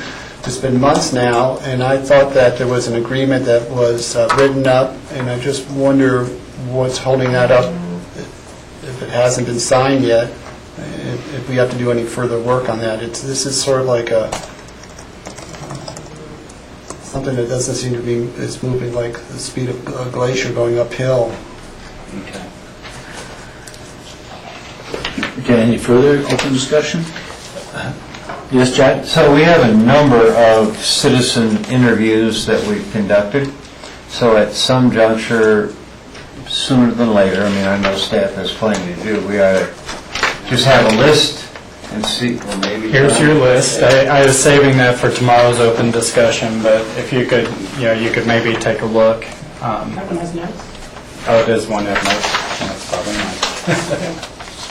Yeah, or bring it tomorrow, whatever time constraints. It's a chance to take a look at it tonight. But if you wanted to take a look at it ahead of time, that's the list. Thank you.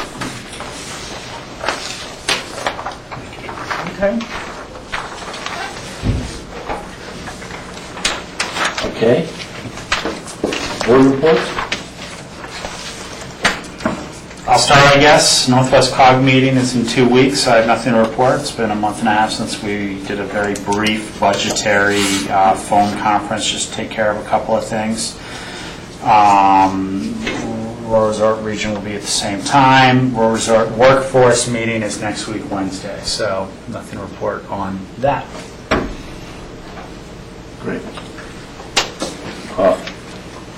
Rural Resort? Did you just... No, I just did that too. Okay. That's the same. Corey, we met a week or two weeks ago when we started, and we went through the grant request, so they'll be asking for some work session time with us to go over those grants. QQ? Well, I have a comment for Michael, for George with CORE. I just passed the information on to John Peacock.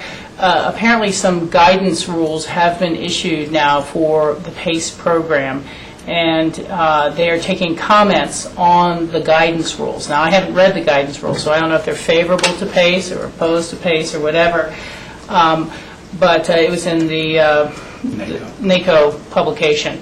And so I want to make sure we have CORE reviewing those and being able to make comments and hopefully generate some more comments beyond their own letter as an organization from some of the vendors and contractors and efficiency experts who they've been working with. And Cindy's meeting with Mona, and that'll be one of the items of discussion they have tomorrow. Okay. So just so we're getting our comments in as well as a board. Okay. QQ is going to be meeting in July in Eagle County on Thursday, July 19th. And I will have just been flying back from NACO that evening, the 18th, and we had tried to find a date where I could make the meeting before, and we really didn't end up with anything. And then they'd scheduled it while I was gone, but they ended up having to move it to the 19th because of other people not being able to make the meeting. So I will be able to attend. I just may or may not make it right at the 10 a.m. start. So I will be there, and I'll give you a report back from that afterwards. So that's QQ. CCI, I did attend in Denver last Friday. We ran through pretty much every steering committee in one day. There are 3 proposals that Picken County put in. There's no up or down vote. That's going to happen on October 5th is the big day for deciding what the agenda will be. But I did bring up particularly the airline issue repeatedly to several different committees, whether it was general governance, transportation is where they assigned it, but also tax and finance. And I think we'll have broad support with the rural airports there to maintain the status quo situation and not see the fuels tax capped for the benefit of the DIA airports, airlines, and then detrimental to the reconstruction abilities of all the other airports. So people were very glad we brought that up. There seemed to be an open receptiveness to saying how can we look at the veterans' issues better, whether that should be a task force going forward or a CCI initiative, but people were very supportive of that. In general, that was Health and Human Services was the committee they assigned that one to, but I kind of tried to point out that I think it really affects a lot of other county systems as well, perhaps government. The one thing they kind of keep pushing, and it's kind of pushed down from NACO, is this program that's called Network of Care. It's a type of computer program that helps link people as a navigator to existing services. And so part of the CCI's investigation is kind of like, well, what services really are available? And a lot of people at the table, now I don't know the accuracy of this, but a lot of the people at the table were saying, you know, there's millions of dollars worth of services available, but a lot of veterans don't know who to ask, how to ask, when to avail themselves of these programs, but that it really can be a little bit of an economic development within various counties, because the veterans, when they're able to receive the assistance, whether it's financial or housing or job training, that's still money flowing into your county that then, you know, recirculates. And so at NACO, they're going to have a demonstration of the Network of Care.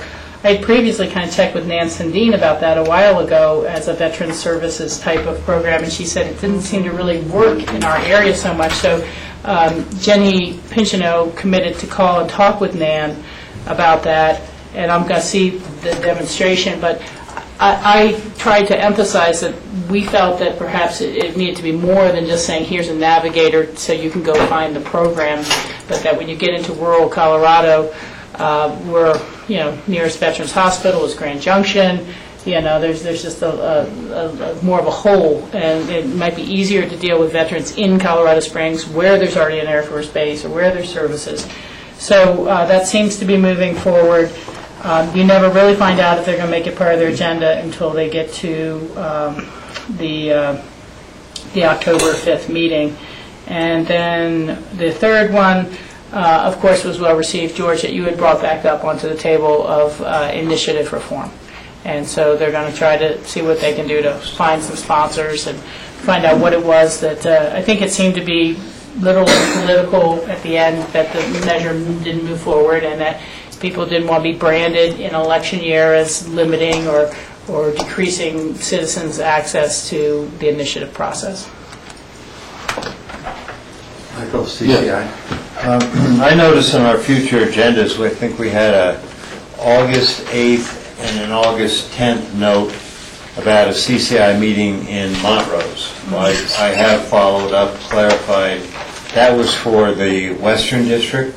So now we've clarified, we're going to have it on our future agendas that it is August 9th in Leadville is the Mountain District meeting. Okay, so it was a confusion between the two. Well, good. Yeah, well, this saw the bigger schedule probably. So I've clarified and asked Susan to let Charlotte know to adjust the agenda. So we'll have that on it. And I will not be available. You'll be attending that. Yep. Thank you. Okay, so that's CCI business at this time. Well, actually, let me go backwards for one more second. And I apologize for this, but we did discuss the public lands resolutions that will be discussed at NACO during the Public Lands Steering Committee section. And it's apparent that there still are some real splits on the traveling committee, particularly the kind of condemnation of the Department of Interior pulling back on the amount of land that was going to be leased for oil shale. It was previously, was it 280,000 acres or something like that, and the Department of Interior has said, no, we'll lease this 28,000 acres until you've proven a technology and you can show that you really are going to use this, and then we'll make other lease areas available for you, versus saying, here's all the lease area you can get, now you have it locked up, and hopefully you'll come up with some technology that's suitable. So that is a debate point. But the bigger point, and I've mentioned it, I think individually, but not as a group, but there's a movement afoot that's the newest version of the Sagebrush Rebellion, and it's called the Are We Not a State movement. And the intent is for Western states to band together. Utah is leading the effort, and engage the federal government in lawsuits or whatever is necessary to force the return of all public lands to the states, so the states can then eventually lease or privatize or collect all the revenues off the leases or whatever, and eliminate essentially the National Forest Service and the BLM and those agencies.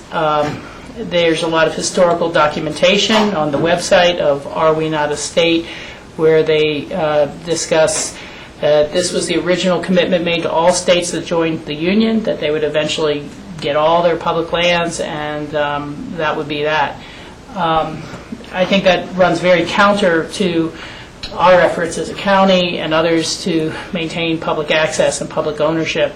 And we take a lot of pride and economic value, frankly, from the public land surrounding us. But that is one that has a vote coming up in public lands. It will certainly continue to be an issue for the traveling committee. I believe it's an issue that really should rise to the broader or the higher NACO leadership. And it's one thing to say, well, the Public Lands Steering Committee of NACO should suggest the management protocols for these federal lands, for the trust and the legacy of all American people who own those lands. It's something else to say, well, if Public Lands decides they want all the land back, that the whole national organization of counties should surrender that heritage and have the lobbying wherewithal of the organization fighting to see those public.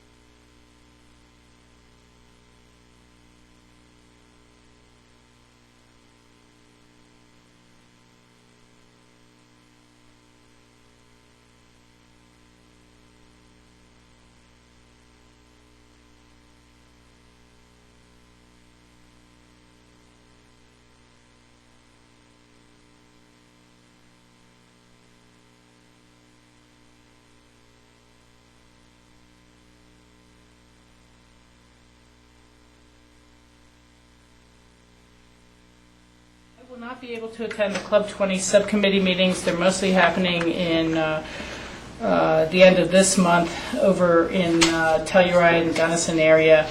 If others care to attend any of those.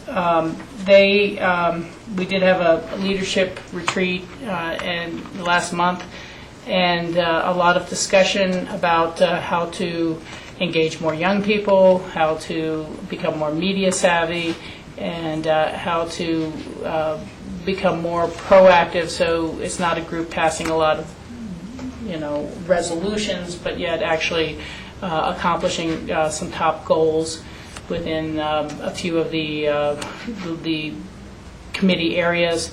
I was asked to be on a Transportation Advisory Committee, and I suggested I would respond as quickly as possible to any ideas. So George, if you have issues or things coming forward from TPR that you're aware of that you would like me to make them aware of or take positions on, I'd be happy to do that. That's all there. Thank you. Roundtable? Colorado Basin Roundtable will be happening on July 23rd of this month, Monday in Glenwood Springs. And they're going to be voting on 5 different non-consumptive use projects. The state Colorado Water Conservation Board has wanted people to move away from studies and get to on-the-ground projects for river restoration. Some pretty significant grant requests. I would say that Eagle County's watershed group has gotten very aggressive and appropriately so in a good way by saying, has anybody ever realized there's no watershed plan for the Colorado? The Colorado as it flows through their county. And they've had a lot of success with restoration projects on the Eagle River where they had focused. And so they hope to produce a watershed plan on that area. Coal Creek is being presented. Sharon Clark with the Roy Corp Conservancy was there to present that project. They are asking for a pretty small amount of funds from the pool. But those votes will be happening next week. And I am happy to report that the City of Aspen has requested Deb Quinn, who is their new Assistant City Attorney, to fill in on the 1177 roundtables. And so she is starting to come up to speed on the issues. I have suggested she spend some time with Mark Fuller to become familiar with the Rudai issues. I met with her for lunch on Monday to kind of start to go over some of the issues, and then, of course, referred her to meet with John Ely to have a better understanding of the issues. And we at our last quarterly meeting with the city had put out their water as future topics, and I have received an email back from Randy Reedy, which I promptly forwarded to John Peacock and John Ely to work on developing that agenda. I think that's fairly early in August. And my sense was if we're not really ready for that, and you guys don't feel like you've gotten it grounded and structured in such a way that we could kick it to one of the next quarterly meetings, but just to let everyone know that they're taking it seriously and they wanted to work on that with us. We got it. Excuse me.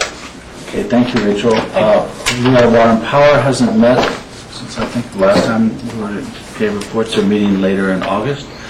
ACRA, Kathy Chamberlain gave a presentation about the library. They were completely in support, unanimous support on the part of ACRA for the library expansion. RAFTA had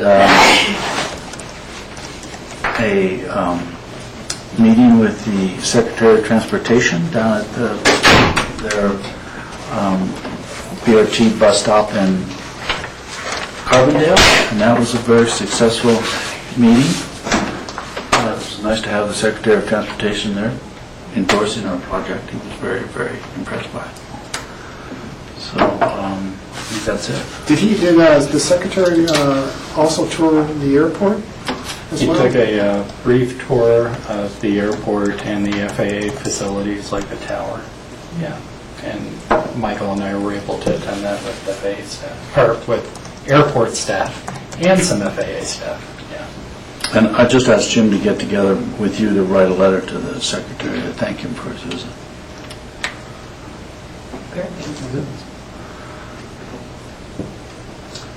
Nordic Council? Nordic Council, we didn't meet last month. The Intermountain TPR, there's a meeting at the end of, in a couple of weeks, the end of this month.